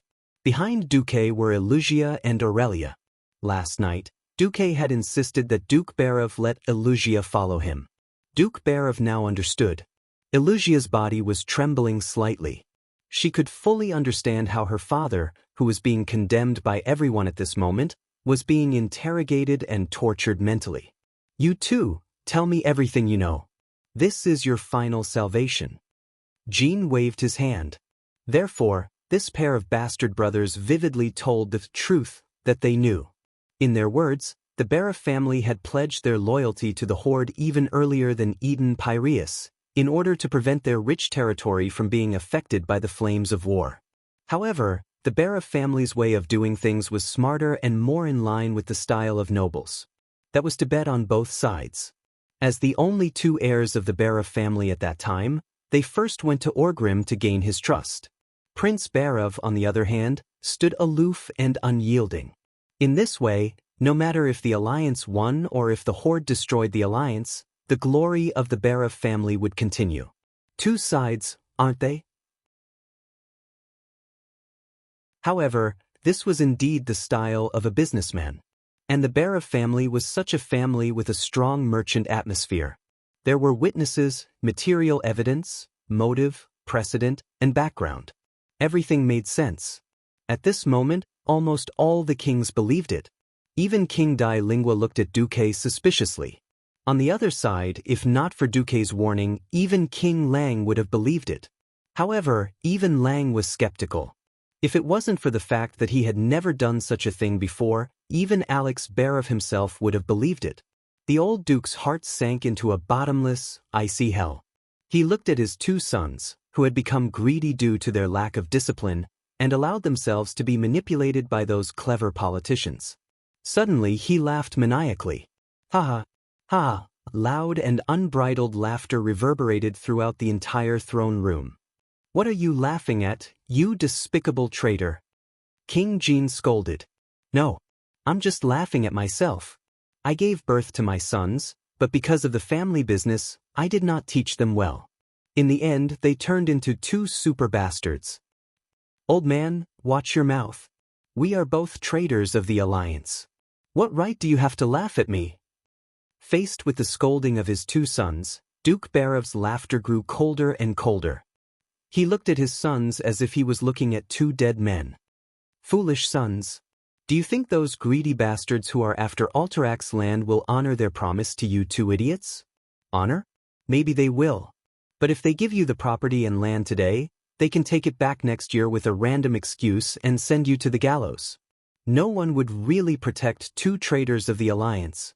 The old duke hit the nail on the head and told the truth, which really made the two stupid sons shiver. Jean suddenly felt that the situation was getting out of hand. He turned to look at Tarinas. Tarinas knew that this was all the sly old fox Jean was willing to do. He glanced at the expressionless Duque and pretended to stand up. All right, since His Majesty Grameen has presented the evidence that Duke Barav is a traitor of the alliance, do you have anything to say? Or rather, Duke, do you have any evidence to prove your innocence? Evidence?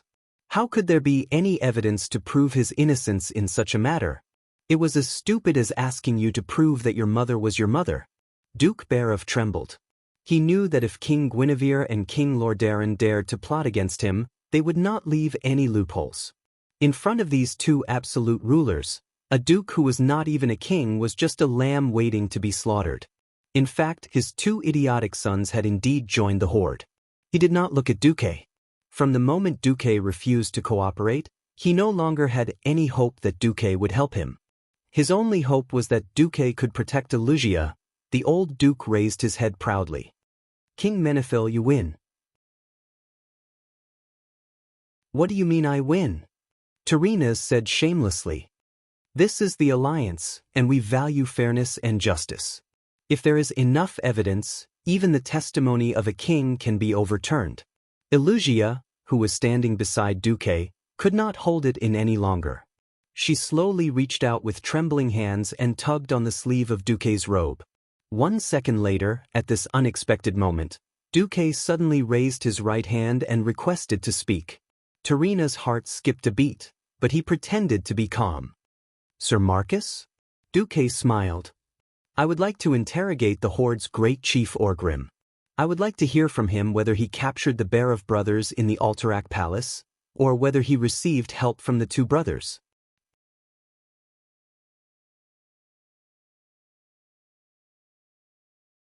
Chapter 597. Anduin would never forget how his treasured sword, Quell, Zarum, was broken. That's right, his sword could not harm a person of noble character. If he was not 100% sure before, then everything that happened after he brought the shard back to the Archbishop of Holy Light, Alonsis Fail, and placed it in the holy pool in Stratholme confirmed his suspicions. This was because the shattered divine sword was actually being reforged by itself. Although it was slow, it was indeed being reforged. In other words, if this deduction was correct, then Orgrim, as a person of noble character, would definitely tell the truth, even if it was related to a duke of the opposing faction who was not important to him. Anduin's eyes lit up. I agree with Lord Marcus. We need the testimony of the Horde's chief, Orgrim, as an important witness. King Leon shuddered at this moment, and he immediately understood why this was happening. After all, Lang's once invincible sword was broken at a crucial moment on the battlefield, and he almost lost his best friend. This made Lang feel conflicted for a long time. I agree as well, Lang chimed in. Duke Barav raised his head. He was stunned, but there was also a hint of hope. Because Duque did not abandon him when he was at his most desperate. He did not know what the point of interrogating Orgrim was, but at least it was a hope. At this time, Terina spoke. Summon the chief, Orgrim, if he is still sane. A servant left after receiving the order. At this moment, Duke Barav, Lang, and Anduin all felt their hearts skip a beat. After a moment, as expected, Your Majesties, the Horde's great chief Orgrim has suffered a severe mental shock due to today's captive offering ceremony. He seems to be going crazy and is struggling non-stop. We have no choice but to add 2 sets of the largest shackles on him, each weighing 100 pounds. That's right, Terina's words were a hint. After realizing that Orgrim, whom they had been neglecting, could be a flaw and a variable, they made up for it. Perhaps they used some kind of drug to temporarily make Orgrim lose his sanity. All of a sudden, all chances of turning the tables were gone. Duke Barav's face was ashen. Anduin was a little puzzled. With Duque's intelligence, he shouldn't have given his opponent a chance to make up for his flaws. What was Duque trying to do? Terina spoke. Then, there seems to be no other way. We can only follow Orgrim's confession. Do you have any other requests or new evidence? If not, then we will hold a throne vote to decide whether or not to label the Alex Barav family as traitors of the Alliance. The air was filled with silence. Terina's ignored the doubtful and disapproving looks, as well as the sobbing of Elugia. Then let's begin the voting. The throne voting was the highest form of voting in the Alliance. At first, in order to prevent the commanders from coming from the same country, the commanders themselves did not have the right to vote. Each country would have 1 vote, and the leader of the Rotterdam Kingdom would have 2 votes. The countries involved had no right to vote. They could vote for, against, or abstain from voting. The motion would be decided by the result with the most votes. If the number of votes for and against is the same, the Alliance country will be the final decision. Kings who think that the Barav family is a traitor, please raise your hand. Jean was the first to raise his hand, followed by Salas and Antonidas, and finally Terina's. Now, according to the Alliance leader's double vote, there were 5 votes. But that was it. Terina suddenly felt a little uneasy. He pretended to be calm and said, "All right, those who object, please raise your hand. Those who abstain from voting, you can remain silent." Lang was the first to speak. This time, the voting rights of Stormwind will be given to Duke Marcus. Almost as soon as Lang finished speaking, Duque spoke. His voice was loud and full of authority. Stormwind objects. King Daelin frowned. As one of the staunchest allies of Stormwind, he immediately followed. Courtiras objects. A situation that Terina's had never expected had happened. He had thought that the dwarves would take an indifferent attitude. He even knew that Lang did not communicate with the dwarves about this. Unexpectedly, when Magni saw that it was Duque who objected, he slammed the armrest of the throne. Kaz Modin objects. Along with Magni's loud voice, Kudrin Wildhammer said, "Eagle's Nest Mountain objects." Who was Magni Bronzebeard? He was the leader of the dwarves. the iron-forged bronze-beard dwarf. He was on the same side as the gnomes. Magni objected, and Master Craftsman Gerben immediately followed. Gnome Regan objects. At this moment, Terena's face turned green. He finally saw it. These bastards did not look at the evidence or reason. They simply objected because Duque objected. Rather than believing in objective things, they believed in Duke's judgment, who had truly helped them. In this suspicious matter, they clearly stood on Duque's side. Alright, now it was 5 against 5. In theory, if this was the final result, Terenas could still use his power as the leader of the alliance to pass this motion. The problem was, there was still one country that had the right to vote. Suddenly, all eyes fell on the face of Prince Kale, that's of Kuel Salus, who represented the Sun King in the victory ceremony. The handsome Kaiser's face was burning hot. He never thought that he would be involved in the battle between the leader of the alliance, Terenas, and Duque. Before this, there was no news of this at all. No country's representative came to him. This was definitely a political disgrace for Kuel Salus, because it meant that the High Elves were being marginalized in the political arena. Of course, in a sense, this was also the result of the High Elves' long-term self-isolation. Personally, he should definitely help Duque. Unfortunately, he knew the mood of the kingdom very well. Even though Duque led the army to save Kuel Salus still sent a lot of reinforcements to the Alliance's army in the later stages of the war. In fact, the entire upper echelons of Kuel Salus hated Duque. Simple jealousy. What they could not do, Duque did. They could not protect their own kingdom, and they still needed Duque's help. The arrogant elves' faces were dark. Moreover, the counselor Marion they sent was said to be a servant of the Wings of Death and was captured by the Red Dragon Queen. Many counselors could not take it emotionally and could only secretly vent their anger on Duque. Therefore, in public, Kale, that's could not help Duque. After a long while, Kale, that's finally said, Kuel Salus abstains.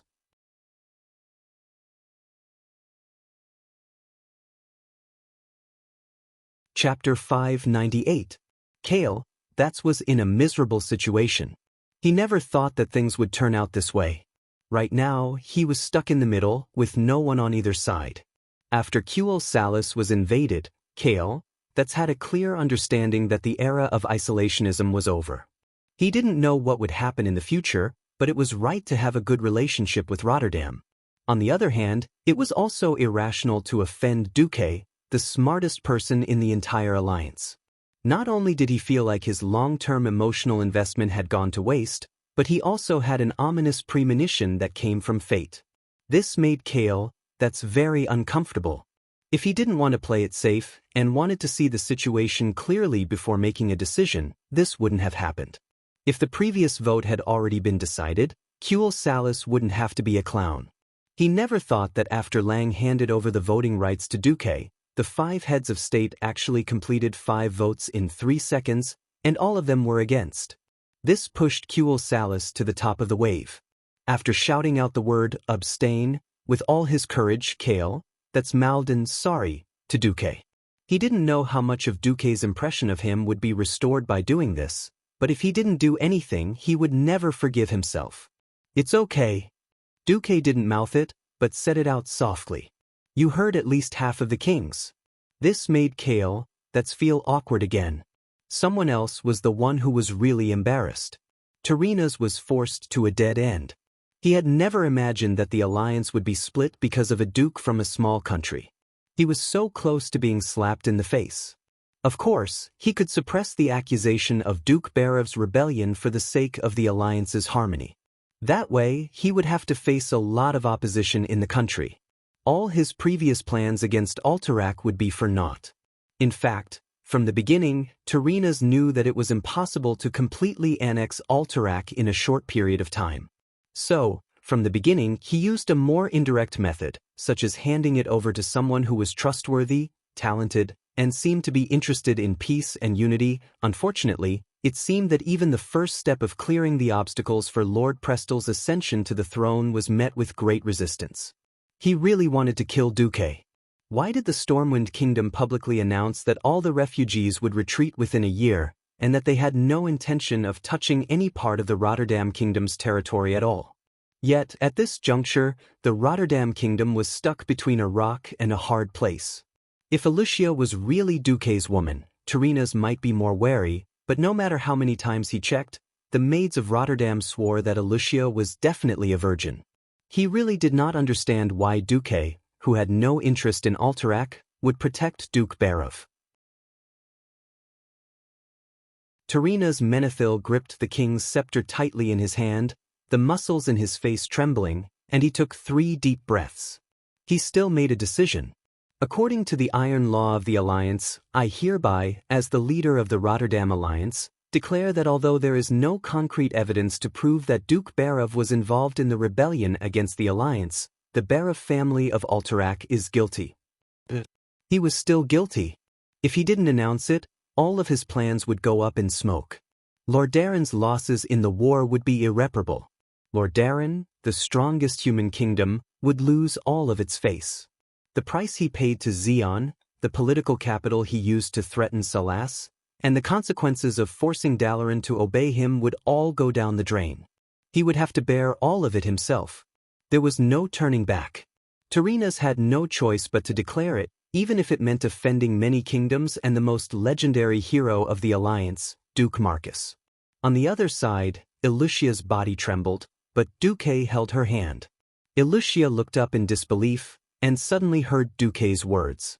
I express my extreme regret for this sentence, and Stormwind reserves the right to protest in the future. Duque was going to go against Terina's. According to the Alliance, the punishment for traitors will be decided by the leader. Terina's decided to ignore Duque's words, but in his heart, he was already a little afraid. Originally, he was going to sentence Duke Barov to death, because Duke Barov's influence in Alterac was just too shocking. If he did not clear the obstacles, he did not know if Lord Presto would be able to fully control Alterac.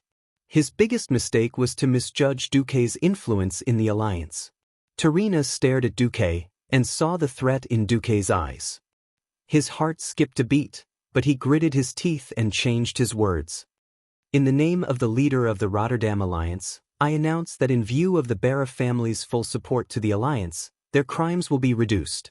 Duke Barov will be stripped of his title and demoted to a commoner, and all of the Barov family's land will be taken away. Their land will be controlled by the future king of Alterac. Alex Barov and his family will be allowed to leave with all their belongings, but will be banned from entering Alterac for the rest of their lives. This is the final sentence. Almost as soon as he finished speaking, Duke Barov seemed to have aged several decades in an instant. From a man in his twilight years, he became an old man with 1 foot in the grave. At this time, Duque's voice rang out again, "What a regrettable sentence." All right, I will also take this opportunity to announce that Countess Illucia Barov of Stormwind will be granted the Redridge Mountain, Lake of Tranquility, and Lakeside Town. A slap in the face. A direct slap in the face. Even though Duque did not do anything, Terina's felt as if he had been slapped countless times by Duque. His face felt like it was on fire. On the other side, he used his authority as the leader of the Alliance to strip the Barov family of their roots. In this era, land was the foundation of everything. As long as there was fertile land, the family, and even the kingdom, would be able to prosper forever. Duke, on the other hand, followed the rules of the game of nobles, directly turning Illucia Barov from a nobleman with no roots into a real noble in the truest sense. Everyone could see that Duque was not willing to cut off the Barov family's roots for Rotterdam, and was going after Terina's to slap his face. No one understood why Duque would do this. But at this moment, Illucia, who was standing diagonally behind Duque, had tears streaming down her face. She suddenly made a shocking decision. She raised her head and said loudly, I announce that I, Illucia Barov, will renounce the Barov family name.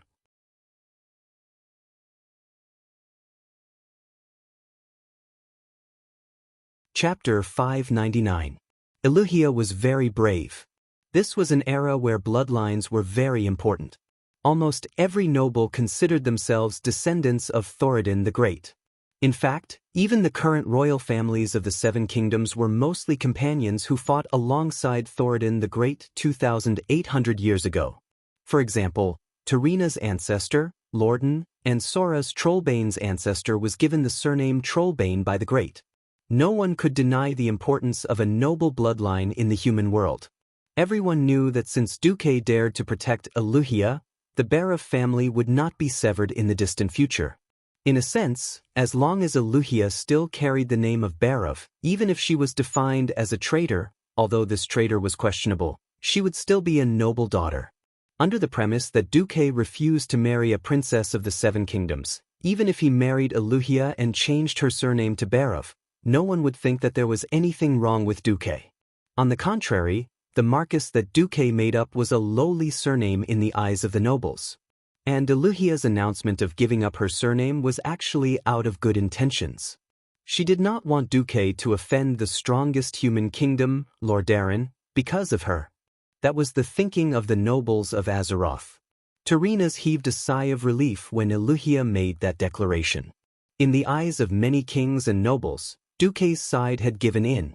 Giving up the surname meant that the lineage was broken. Even if you had the so-called noble bloodline, no nobles would recognize your bloodline unless it was absolutely necessary.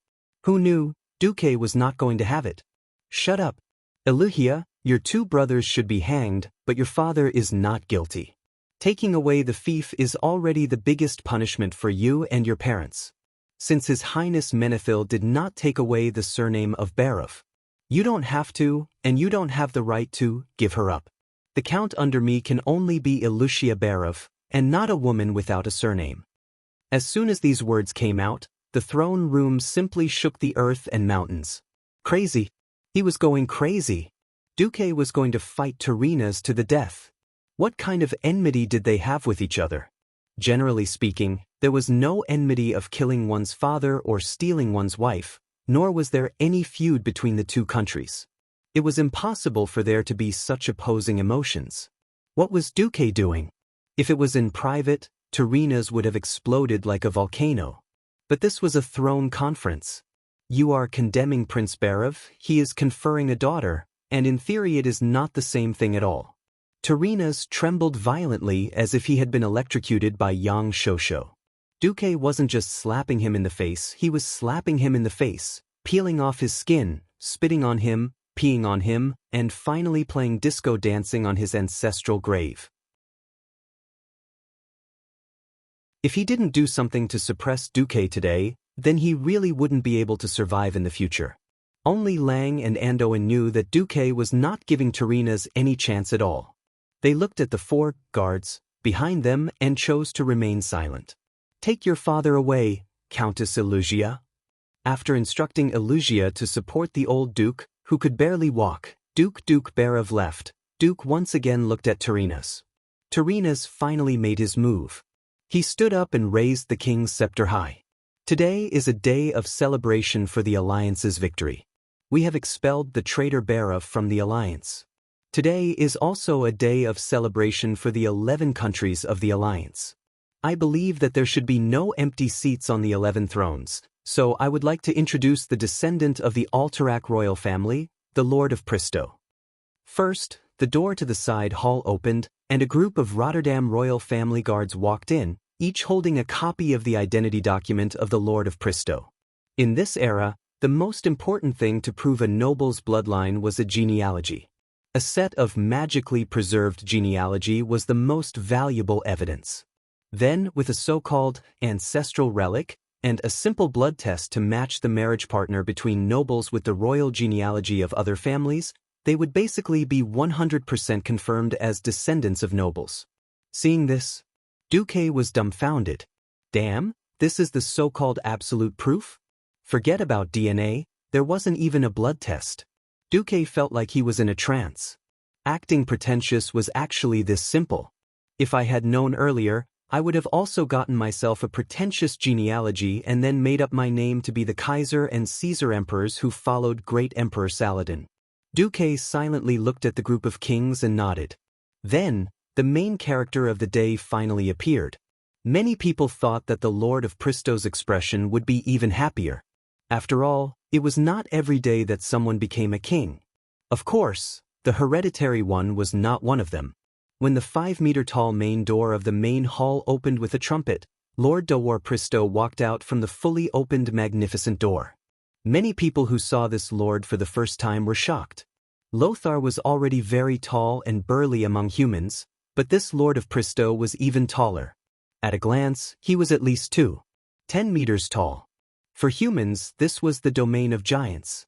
He wasn't fat, but he wasn't tall and skinny either. He wore a black and silver-edged robe that fitted him very well.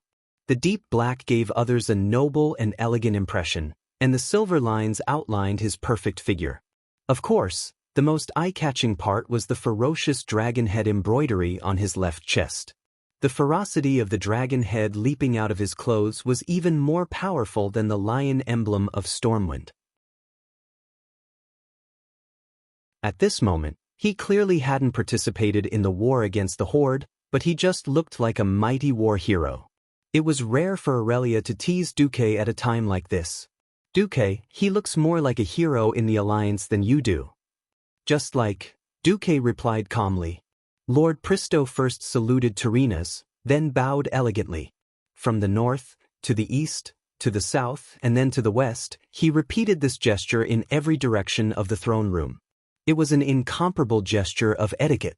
It was as if only when this young noble was here, the soft, smooth curtains, golden chandeliers, and even the pure white marble steps could make this throne room look grand and majestic.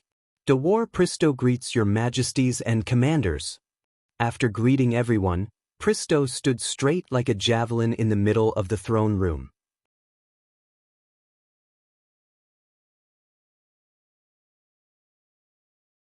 Chapter 600. The kings had mixed feelings about this. Even though they knew that this was the only candidate that Terranaz had chosen to inherit the Alterac kingdom. Many of the kings already had an instinctive resistance when they heard about this, and they had a bad preconceived impression of him. However, when Pristo stood up, everyone had a feeling that this man was someone who could be trusted by everyone under any circumstances, and was also someone who deserved to be trusted and respected. Amidst the slightly confused atmosphere, a few gasps of admiration rang out at the same time. If only Arthas had him like this. If only Tanreed could be like him. William still has room to improve. If it was Tyrrhena's, they could say that he was biased. However, the praises came from Lin and Lang, two kings who had different political views from Tyrrhena's. One had to admit that this lord was very charismatic. On the other side, Antonidas secretly injected arcane power into the blood vessels in his eyeballs. This was a very risky thing to do. If the arcane power went out of control, he would be blinded on the spot. The uneasiness in his heart made him do this. Damn it. Even this didn't work. In the vision created by the arcane power, the figure standing in the middle of the hall was like a giant black hole, sucking in all light and heat. It was as if even the eyes that were filled with magic were going to be sucked into it. No, it wasn't just as if. The power that came from the mysterious domain was using an unparalleled suction force to suck Dalaran's eyeballs out of his eye sockets. Antonidas could only feel his consciousness starting to collapse. Slap. With the last of his consciousness, Antonidas slapped his old face. The crisp sound attracted the attention of all the kings and representatives. Oh, sorry, there's a mosquito. Antonidas hurriedly lowered his head. He still felt that the mysterious lord was up to no good, but he had no evidence at all. Should he tell the kings in front of everyone, Lord Pristo has a divine artifact on him, and he stopped me from looking at him? Can you ask him to take that divine artifact down so that I can use my arcane power to look at his body? If he dared to do this, he must be crazy. Who is Daoist Pristo? He was the only one with the bloodline of the Alterac royal family, and was destined to inherit the Alterac kingdom. As long as he went through the motions, he would be able to sit on the empty throne and be on equal footing with the other 9 kings and representatives. Antonidas decided to remain silent. Tyrrhena's cleared his throat and said, Lord Pristo, this is no longer the time when the countries are isolated from each other. The invasion of the Horde was cruel and terrifying, but it also brought about a great unity among the 4 races that had not been seen in the past 3,000 years. As the leader of the Rotterdam Kingdom Alliance, I think as an elder, I hope that you can introduce yourself to the kings and tell them how you want to get along with the various allies in the future. King Tyrrhenus stroked his bearded chin in satisfaction. He was looking forward to the debut of the Lord who had never disappointed him. In his eyes, Lord Presto was perfect.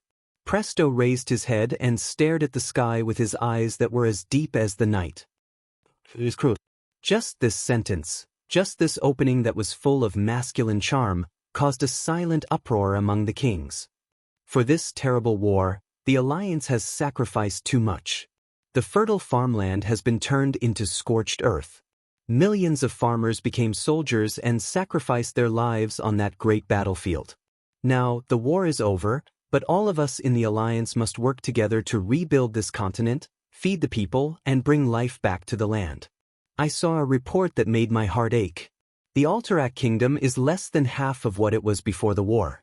But just to the west of the Alterac Kingdom, the fertile silver pine forest that originally belonged to Guinevere and Rotterdam has been turned into scorched earth that cannot be cultivated for many years due to the infernal weapons. When Presto said this, Duque's eyebrows twitched. This blame is on me? Presto did not notice, or perhaps he noticed but ignored Duke's reaction. He continued, in the east, the few highlands of Earthy were burned by the dragon breath of the Red Dragon army that belonged to the Horde's camp. In the throne room, Salas Trollbane's face twitched in pain. It doesn't take much imagination to predict that if we don't change everything, hundreds of thousands of people will die of famine next year. What a sad thing it is. Lord Presto's passionate voice quickly infected all the kings. Even the kings who were already aware of this felt the same way. If I become the king of Alterac, to make up for the mistakes Alterac made in the war, and to make up for the relationship with the surrounding countries, I will only choose to keep the farmland around Stanbrad, because this small amount of farmland is enough to feed 60,000 Alterac citizens. Briar and Caer Darren were loaned to Rotterdam, Hillsbrad Plains were loaned to Gilness, Rotterdam Mill Plains were loaned to Dalaran, and Terran Mill and South Shore Town were loaned to Stormguard. Each place will be rented unconditionally for 20 years. As soon as he said this, the kings were shocked. This was so generous. Although these lands originally belonged to the Bara family, and although he was also the king that Tyrrhenus supported, he was really willing to give them away? Aurelia giggled and said to Duque through the whisper of the wind, Duque, why do I feel like he's more generous than you? Ha! Duque replied with a sentence that could do anything. On the other side, the kings of the 4 countries were moved. Some of them were part of the deal, but some were added by Lord Presto himself. Tyrrhenus didn't want Briar and Caer Darren at this time to avoid looking too unsightly. Everyone knew that the so-called loan, it was easy to not return it after borrowing it. There were many such things in the history of Azeroth. After thinking for a while, Tyrrhenus spoke. Thank you for your generosity, Presto Lord. But this is not a good precedent, so please forgive Lord Darren for rejecting your kindness. Tyrrhenus changed the topic and said to Salas, I think Rapid Hold needs Alterac's selfless help more than any other member of the Alliance. If King Trollbane doesn't object, then let's sign the loan contract under the witness of the Alliance.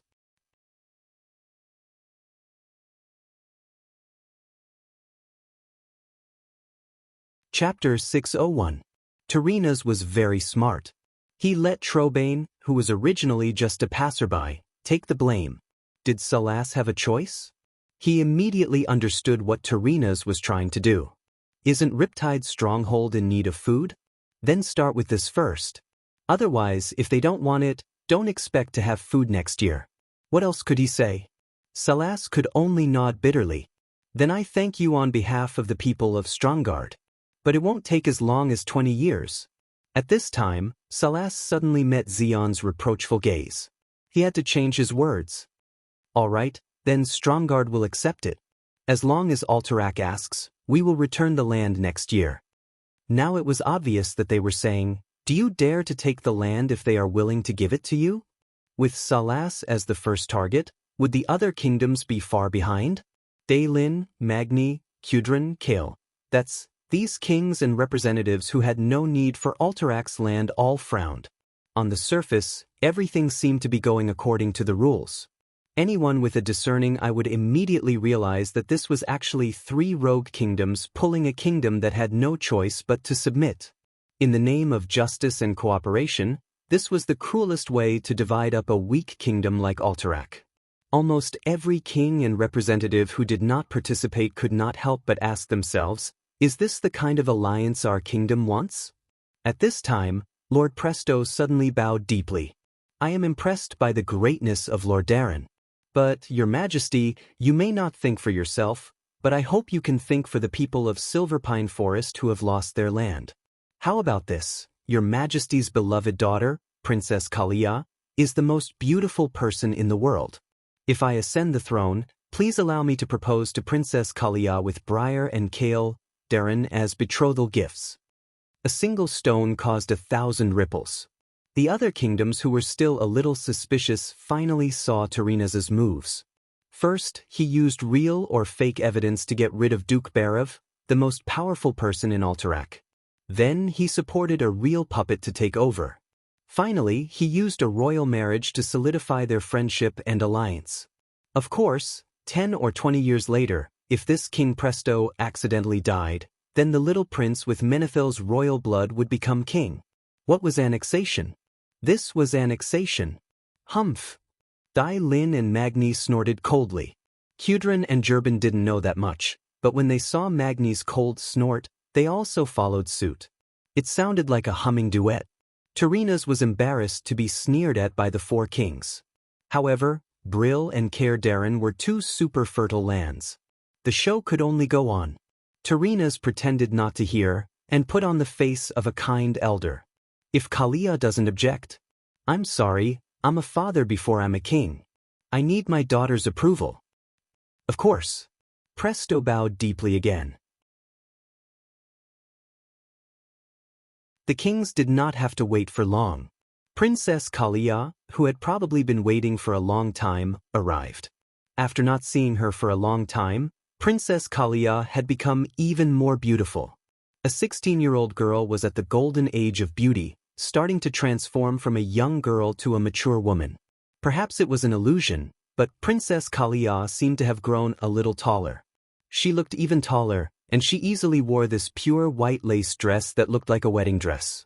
She had a head of brilliant golden hair, which looked dreamy under the light muslin draped over her head. Her jade-white skin was nurtured by the water of Lake Lordimir. Only this white veil made from moon cloth could compare to her skin. This was a compliment, and it was also a fact. In this era of handicrafts, unless one could get their hands on the legendary Devil's Cloth, the moon cloth that was purified by the night elves' moon well water would have the whiteness and smoothness of white snowflakes. Princess Kalia's skin had reached this stage, and her beauty had risen to the level of a work of art. The jade-like face under the white veil seemed to have matured a little, but the aura of a young girl still dominated. Looking down, the pair of breasts that were not small to begin with seemed to have grown a little. Although this size was slightly smaller than Aurelius, who could say for sure that Princess Kalia would not have the legendary second puberty? Looking down, it was clear that her waspy waist had gone through the torture of the waist corset. From a distance, it already looked like a matchstick. Under her slender waist was a gorgeous pleated gauze dress that looked like a blooming white peony. Princess Kalia looked like a beautiful bride today. While the kings were marveling at Princess Kalia's beauty, they were all secretly cursing Terena's tricks. On the other side, Lord Presto had already walked forward, knelt on one knee, and took out a gift from his space storage bag. This world's most beautiful rose, for the world's most beautiful you. Countless kings exclaimed. It was a very beautiful rose made of ice crystals. They had no idea how this ice rose, which looked cold from afar, was made. Under everyone's gaze, the rose reflected the most psychedelic and moving rainbow colors under the sunlight that shone through the huge glass window. Beautiful beyond compare.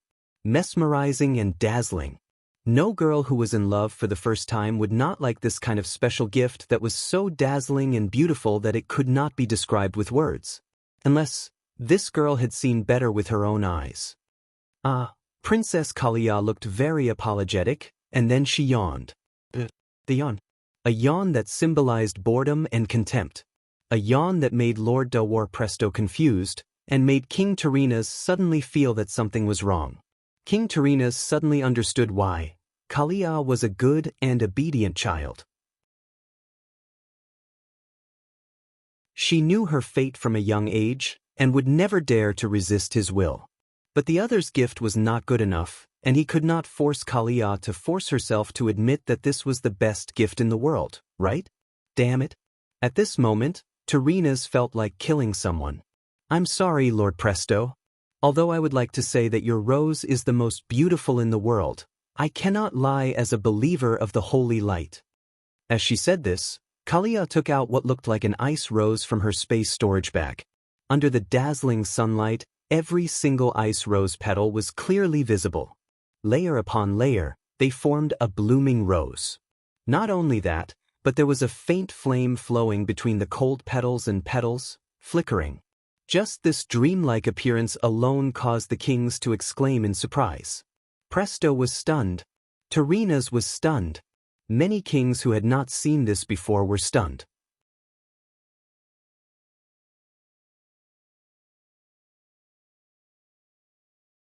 Chapter 602. If Lord Presto's gift to Princess Kalia was a work of art, then what Princess Kalia brought out now was a masterpiece that surpassed the realm of art.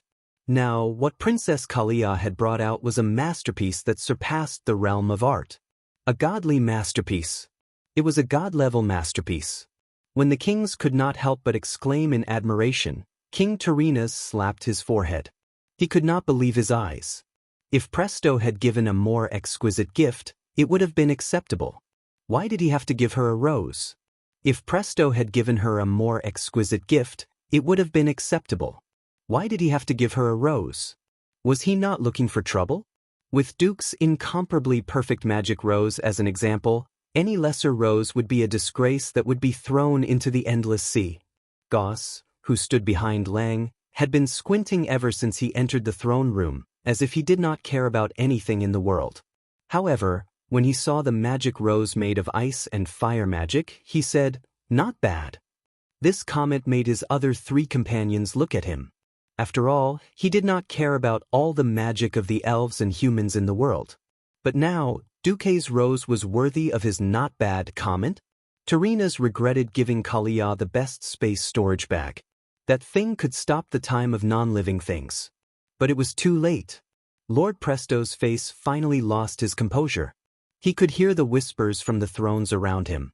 Sigh, why did he have to compete with Duque, who looks like a morning star wizard, but is actually more skillful than a breaking dawn wizard?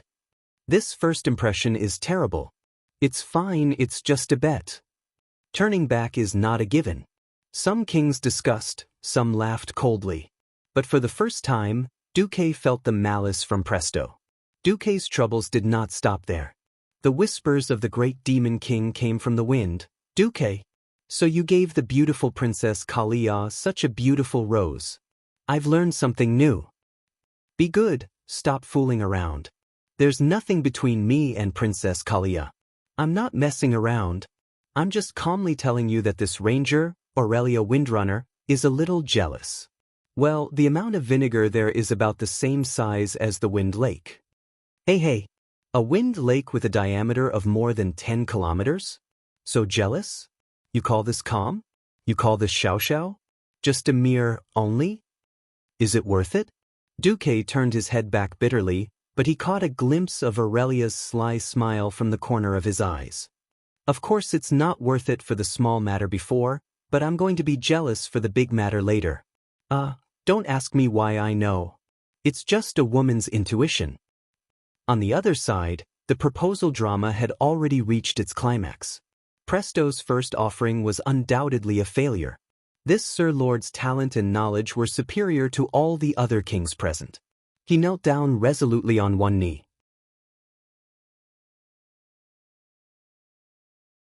Because of his stature, even if he knelt down, he was still not much shorter than Kalia. This made Princess Kalia very uncomfortable. Almost subconsciously, she took a step back. Presto seemed to have activated his Casanova mode, directly using poetry to praise Kalia's beauty, already declaring his love for the princess. Duque's translation device could not completely translate Presto's poems. Seeing Tarina's, Xian, Salas, and Lang, who had a high standard in poetry, all showed an intoxicated expression, one could imagine how good this mysterious Sir Lord's literary skills were.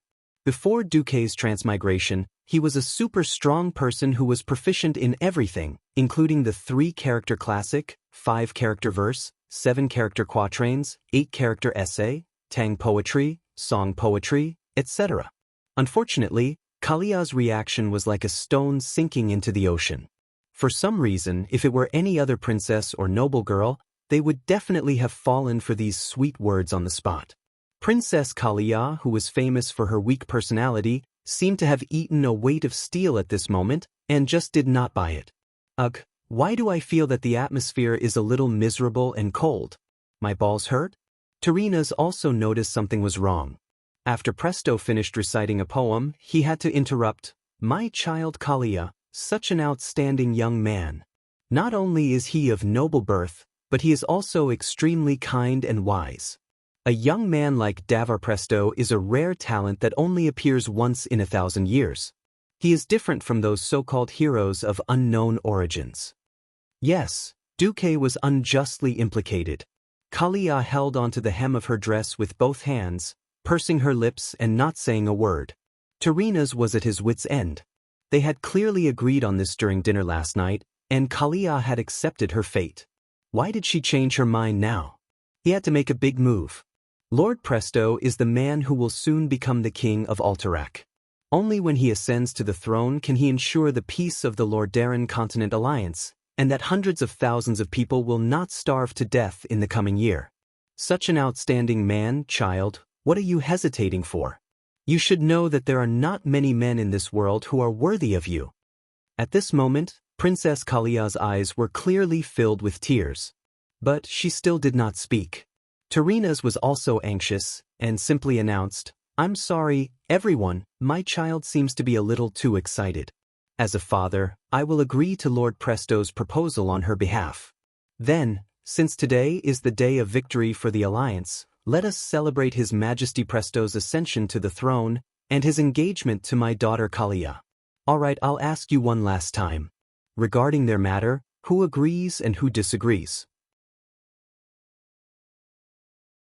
It had to be said that the wedding customs of Azeroth were very similar to the Western wedding customs of Duque's pre-transmigration world. Before the ceremony, the priest would symbolically ask, who disagrees with the marriage between the bride and the groom?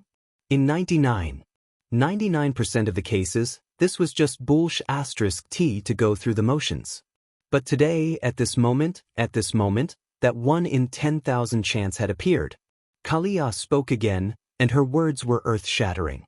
It was as if she had mustered every drop of courage in her body, and her voice was clearly trembling, as if she was about to cry.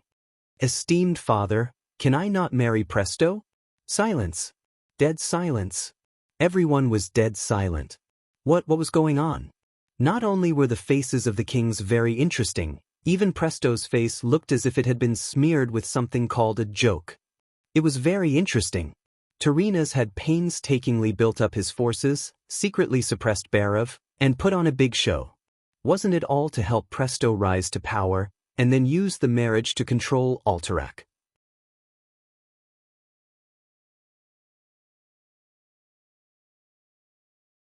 Chapter 603. Now, the most important thing was that Princess Kalia was rebelling against him. At this moment, many kings were laughing in their hearts. As the saying goes, if you are too smart, you will end up hurting yourself.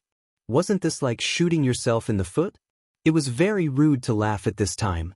But it was a big mistake to expect the impatient dwarves to be polite. Wahaha. Ha. Tarina's, your daughter doesn't even want to marry. Why are you still forcing her? The shameless Magni and Kudrin, the two distant relatives, hugged their bellies and laughed wildly. Then the great craftsman Gerben also let out a shrill laugh unique to dwarves. Countless veins popped out on Tarina's forehead, and his old face swelled to the color of a pig's liver.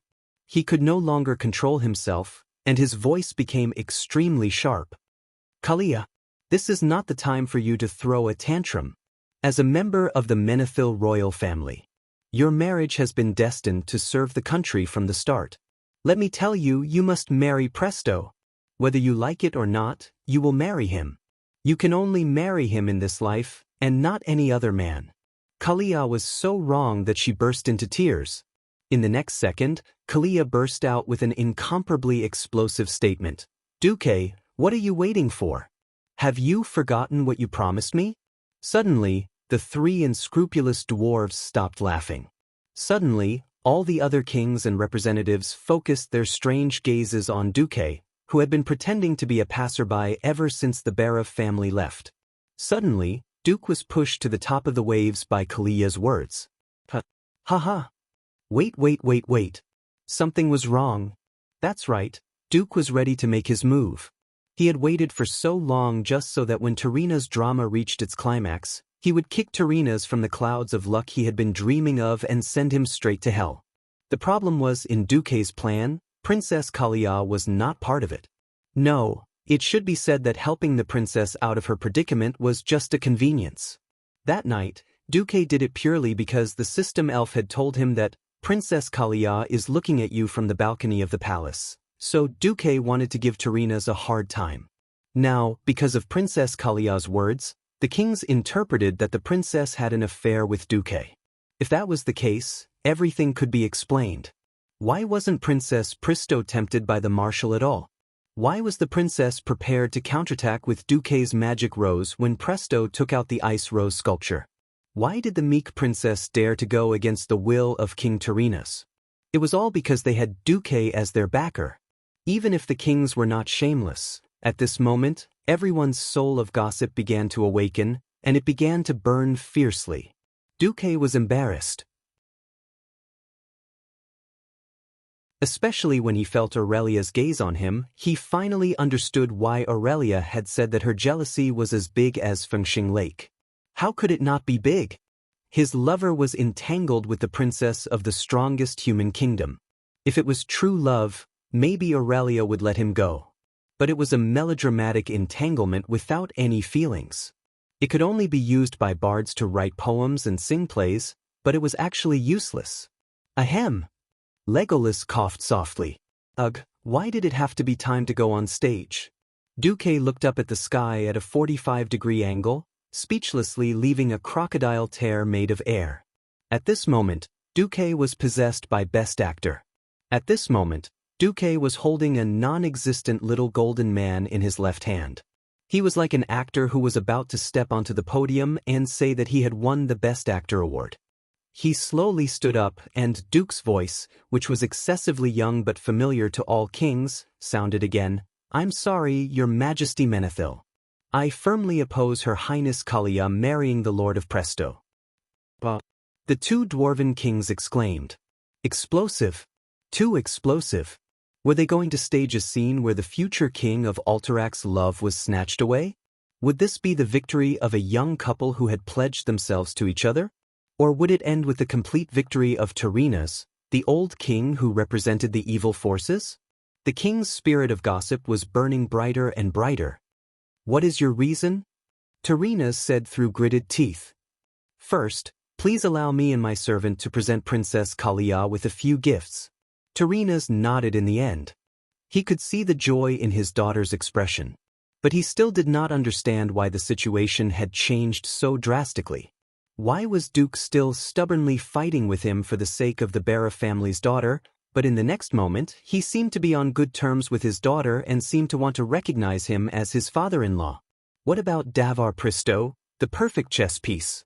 Duque left the stage, followed by Legolas, Sala, Goss, and the bronze-skinned elf.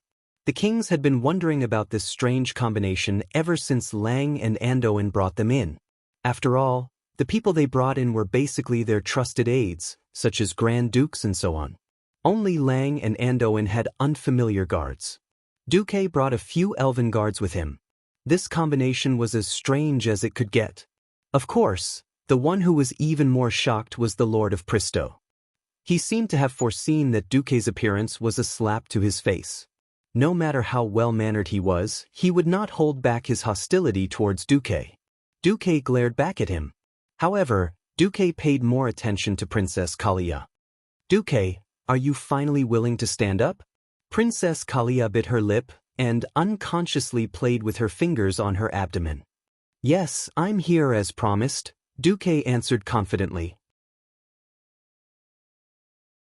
You won't disappoint me, right? Of course not. The two of them seemed to be speaking in riddles, which made the kings even more anxious. Duque, show old Tarina's what tricks you have. Mag's jeering made Tarina's face turn even darker. At this time, Duque had already arrived between Kalia and the Lord of Pristo.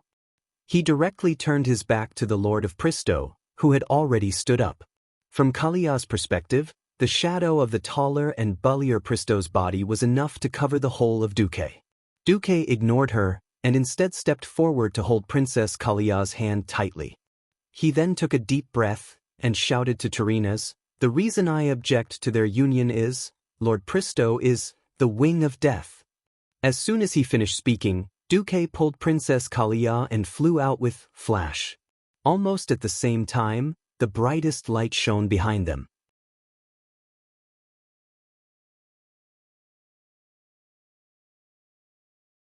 Chapter 604.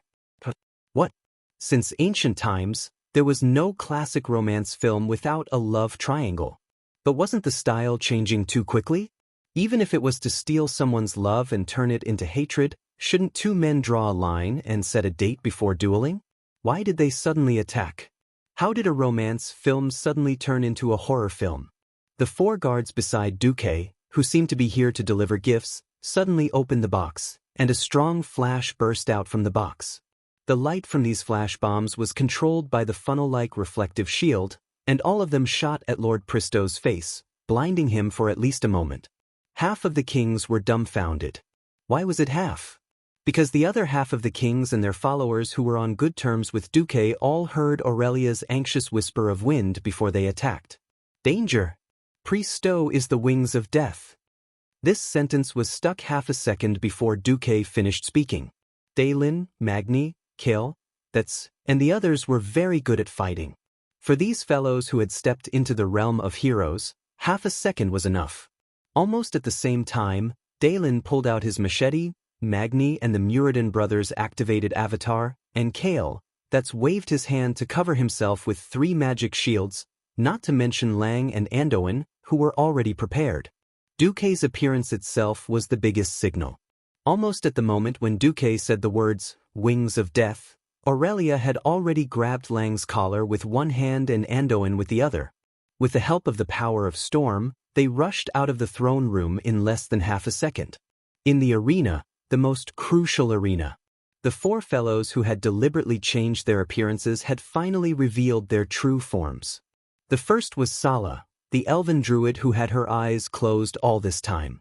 When she suddenly opened her eyes, 2 extremely strange rays of light shot out from her eyes, directly into Lord Pristo's body. Lord Pristo's tall and sturdy body trembled on the spot. On the other side was Legolas. In a thousandth of a second, the standard high elf eyes turned the color of molten gold, and 2 vertical pupils that resembled lava balls appeared. Slender red scales appeared on her forehead like lightning. The back of his head, which was originally empty, had many hard, long, and sharp horns, as if by magic. Her robe suddenly opened up, revealing a large piece of thick red scale armor. His arms suddenly lengthened and thickened, and a pair of incomparably sharp claws leapt out. He struck out with both his claws at Pristo, who was in the middle of the battlefield. Not only her, but the other 2 guards also attacked at the same time. The bronze-skinned guy held a long-handled warhammer with a head like a crab's leg and smashed it down. The blue-haired one suddenly pulled out a magnificent staff, and with a wave of his hand, a huge blue light shield appeared in front of all the kings. Duque had just carried Princess Kalia, who had turned pale, into a standard princess carry, and hid within the protection of the light shield. Everything actually happened in half a second. However, the situation changed too quickly, and no one could really control the situation. At this moment, the dumbfounded Lord Pristo, or rather, the Wing of Death, Nisario, who had been ambushed, was finally hit. At the last moment, at the most critical moment when he was about to be killed, Nesario suddenly came to his senses. Countless years of accumulated combat experience and combat instincts allowed him to twist his body. This allowed him to avoid the greatest crisis of death. He had only avoided instant death. After all, the ones who ambushed him were the life-giver Alexstrasza, the Queen of Dreams Isera, the King of Time Nosdormu, and the King of Magic Malygos, the four dragon aspects that had recovered their strength. It had to be said that Nesario's ultimate transformation spell was at the peak of perfection. He completely suppressed his power and transformed into a human that no one had seen before, isolating all possible leakage of the dragon aura and even soul fluctuations. Apart from refusing to accept any magical detection, even if Alexstrasza and Isera were to examine him in front of him, they would not be able to detect that he was the Wing of Death. Unfortunately, from the moment he heard the name Dawar Presto, the evil transmigrator Duque already knew that he was Nesario. That's right, Nesario had reached the limit of this disguise game, but Duque had cheated. He directly bypassed all the appearances and processes, and reached the result.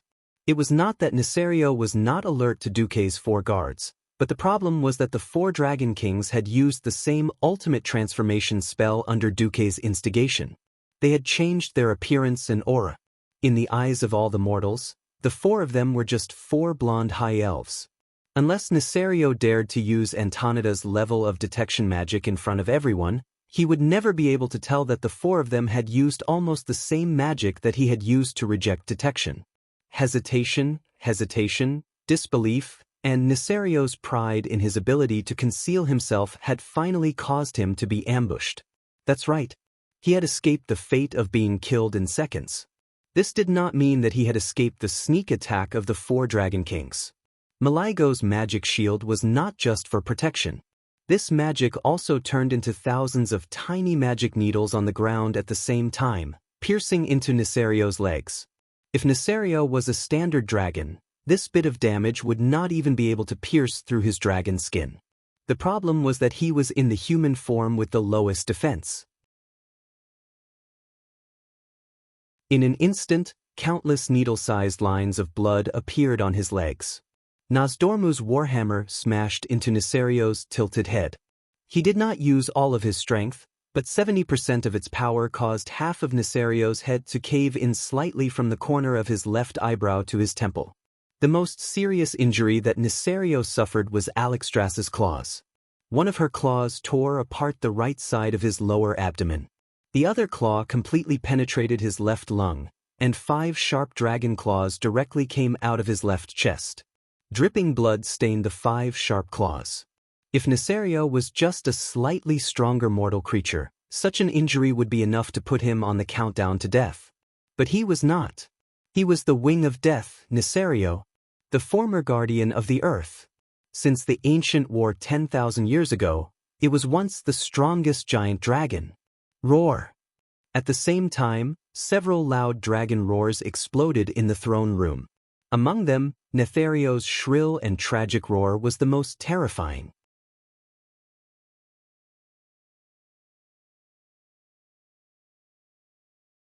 Chapter 605. Several ferocious dragon roars reverberated through the air, causing every piece of glass in the throne room to shatter. The shards of glass shot out along with the violent air currents, killing and injuring many attendants and guards outside. This was not a dragon's breath, nor was it a bomb, but it was many times more terrifying than a mage's pyroblast. The long roars penetrated the deepest part of everyone's soul, reminding them of a legend that had almost been completely forgotten by the world. 10,000 years ago, that was the era of the dragons. Every creature that walked on the ground could be the prey of the dragons. Everything in the mortal world had to crawl under the wings of the dragons, afraid that they would attract the attention of the dragons and get themselves killed. Outside the throne room, there was still the sound of drums and music. The people who were celebrating the Day of Triumph did not disperse even after the triumphant procession had left the main road and started to parade around the city.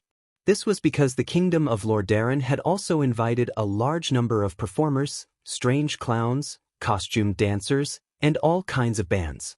Just a few seconds ago, even though it was early winter, the entire Lordaeron city was still immersed in a warm atmosphere. At this moment, the terrifying dragon roar that suddenly appeared broke all of this. The veterans who had just retreated from the front lines were fine. After facing the Crimson Dragon Legion's attacks day and night, almost all of them had developed a strong heart. The citizens of Lordaeron who had never seen a dragon were in big trouble. Because of fear, many people's hearts contracted due to excessive nervousness. Under sudden cardiac arrest, blood supply temporarily stopped, and everything in their field of vision turned pitch black. Under extreme fear, nearly 30% of them fainted just like that. Some unlucky people even fell from the balcony. They could not be blamed. The shocking dragon might of the 5 great dragon kings was not something mortals could resist. For a moment, the entire Lordaeron city was in a mess. In fact, the throne room was also in a mess. Under the gaze of all the kings, the tall and burly Davar Priester suddenly released a flaming shockwave. This was not a simple shockwave. It contained extremely high energy, and the other dragon kings did not dare to face it head-on. Or rather, which of these ultimate Azeroth masters who had lived for countless years did not have a few trump cards that could save their lives? He was unable to determine what this move was all about. He could only be sure that this was a terrifying skill that even the 4 great dragon kings could only avoid. After shaking off Alexstrasza and Nozdormu, he began to transform. In front of every single king, Presto's head turned into a miniature pitch-black dragon head. A pair of wings grew larger and larger on his back, while his limbs grew thicker and thicker.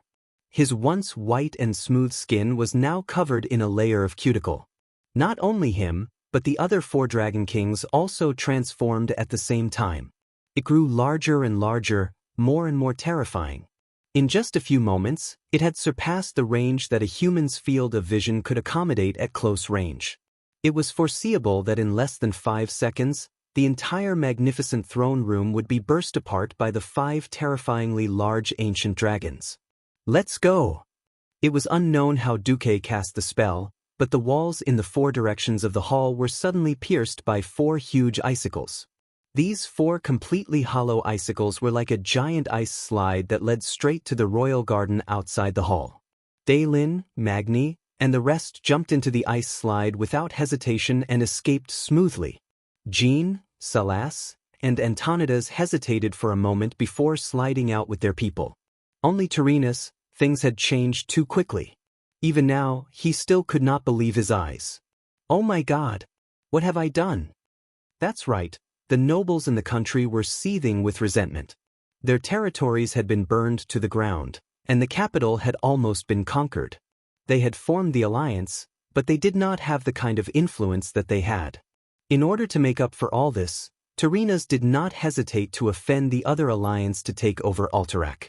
He even risked opposition from half of the alliance to use his authority as the alliance master to impeach an important minister of another country who had never truly betrayed the alliance.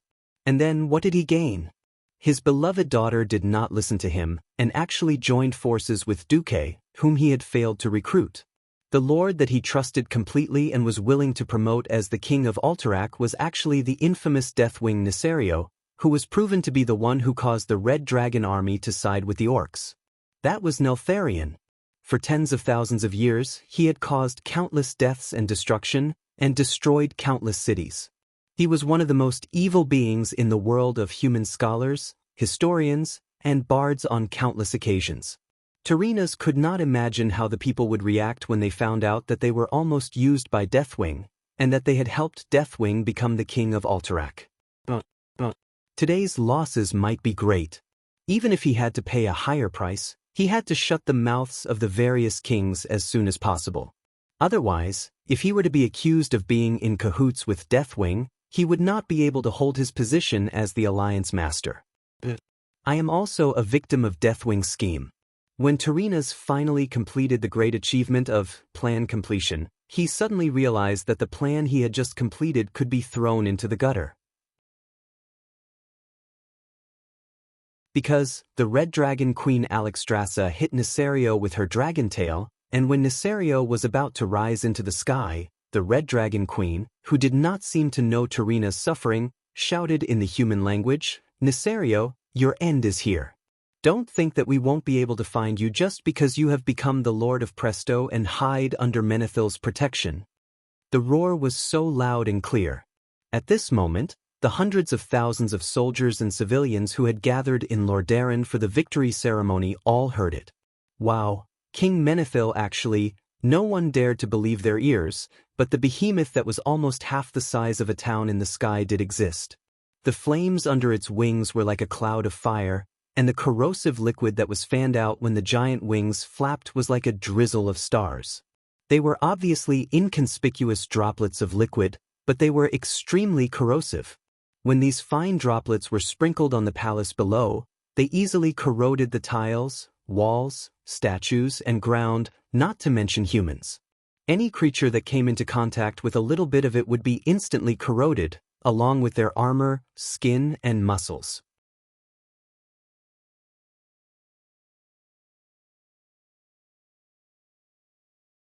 Chapter 606. Just a few flaps of the wings of death had caused the entire Lordaeron palace to fall into destruction. This was the result of Malygos following Duque's instructions to prevent the battle from spreading too far. He tried to use a huge ring-shaped wind wall to lock the battle in the sky above the palace. If not for Malygos, half of Lordaeron would have instantly turned into hell. No, I didn't do it. Tarina's had a mental breakdown. He could not imagine how the people of Lordaeron, or even the entire human world, would scold him after the sun rose tomorrow. In his days, he seemed to hear countless voices saying, "Look, Tarina's, that blind idiot, actually wants to put the most evil black dragon on the noble throne." No, no, no. The scepter in Tarina's hand had already fallen to the ground. He opened his arms and waved them around, completely ignoring the countless pieces of rubble raining down from the top of the throne hall. Suddenly, he was held down by Mograine and Abendis, one on the left and one on the right. "Your Majesty, run." It had to be said that the High Lord Mograine was an extremely loyal subject. He did not lack loyalty, courage, or leadership. It was only at this moment that Tarina suddenly came back to his senses and felt a surge of warmth in his heart. But the next moment, when he realized that he had to rely on Duque's ice slide to escape, he lost control of his emotions again. "No, I don't want to use Duque's things." He already hated Duque. It was Duque who argued with him. It was Duque who did not let him have it easy. It was Duque who did not inform him that Presto was actually Nisario. Yes, in a sense, he had guessed correctly. But that again. What? His Radiant Moon Mage guards had become useless because of the Blue Dragon King's absolute control of the surrounding magical elements. Other than Duque, whom Malygos had specially opened the back door for, all the mages in the entire palace had become weak chickens. Mograine and Abendis were not gods, and they did not have the holy light to activate Holy Shield. Other than Duque, there was no other way out. If you have the ability, don't use it. Mograine and Tiramisu didn't care. They grabbed Tarina's and jumped down. Perhaps because of a certain person's dark heart, this ice skating path was a little thorny. Just as he was about to reach the garden, the great King Tarina's Menethil's robe was torn apart, and he could only scurry away with his bare buttocks. On the other side, the 4 dragon kings that followed Nisario into the sky had already become extremely huge. Their gigantic bodies cast a shadow from the sky that covered 2 to 3 city blocks. Red, green, blue, and bronze, the 4-colored dragon bodies shone brightly under the dazzling sunlight. Each dragon was shrouded in a halo of sunlight. The halos with a holy aura seemed to declare the supreme majesty of the world of Azeroth's guardian dragons. Alexstrasza, who was in the lead, raised her head and stared at the trembling black dragon in the sky with her golden-yellow pupils that were like lava flames. She could clearly see the anger and fear in the eyes of this cunning, cruel, and traitorous black dragon. She was not in a hurry after surrounding her old opponent. She slowly and elegantly spread her huge wings, dispersing all the dust and debris that were brought up when she broke through the roof of the throne hall. Deathwing's condition was already very bad. Due to the serious injury he had suffered in his human form, this injury was directly reflected in his dragon form. One of Nesario's left eyes could no longer open, the left side of his head had a slight sense of collapse, and a horn on the upper left had disappeared. Similarly, there was a huge wound on the left side of his chest and the right side of his abdomen. The scales on that area had all disappeared, the dragon skin was flipped open, and the muscles were rolled back. One could even see flames that did not belong to him rolling around in the wound. That was the Red Dragon Queen's flame of life. For most creatures, it was a great tonic, but for Neltharion, it was the most potent poison. At this moment, Nesario's crazy red eyes no longer had the arrogance of the king of the world. Instead, he had the timidity of a thief who was afraid of being beaten to death after being caught. But why are you able to sense my existence? My plan should have been perfect. My disguise should have been perfect. But why? Is it really that kid named Duque? Nesario roared in shock and anger. Haha, you underestimate me too much, Nesario. The Bronze Dragon King, Nozdormu, grinned loudly. His mouth, which was made of sand, was not sharp and looked as ridiculous as a sculpture. However, the power of time that flowed through his mouth was not funny at all. You? Of all the things you shouldn't have done, you shouldn't have become a human. This has reduced the difficulty of peeping into your future. I happen to see all of this. Anyway, Duque had repeatedly told him not to betray him, and even made up this excuse for Nozdormu. Nozdormu went with the flow and pretended to be pretentious. Damn it! How did I bump into it? Nesario felt that he was completely black. He was very clear about the strength of his old brother. Nozdormu would not often peep into the future because it was very laborious and required him to pay some kind of price. He now regarded this as Nozdormu peeking into countless fragments of the future. It was like looking for a needle in a haystack to see what he had done. If this was not black, what was it? Nesario, repent for your sins. Malygos, who hated Nesario the most, let out the loudest roar of anger since his appearance. When there was no need to protect the weak humans, that was when Malygos would really go all out. It wasn't that Nesario hadn't thought about whether he could take advantage of Malygos not launching a sneak attack this time, and instead covering for the human kings.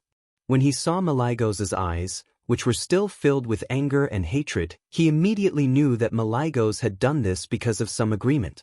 But now, Malygos had no scruples.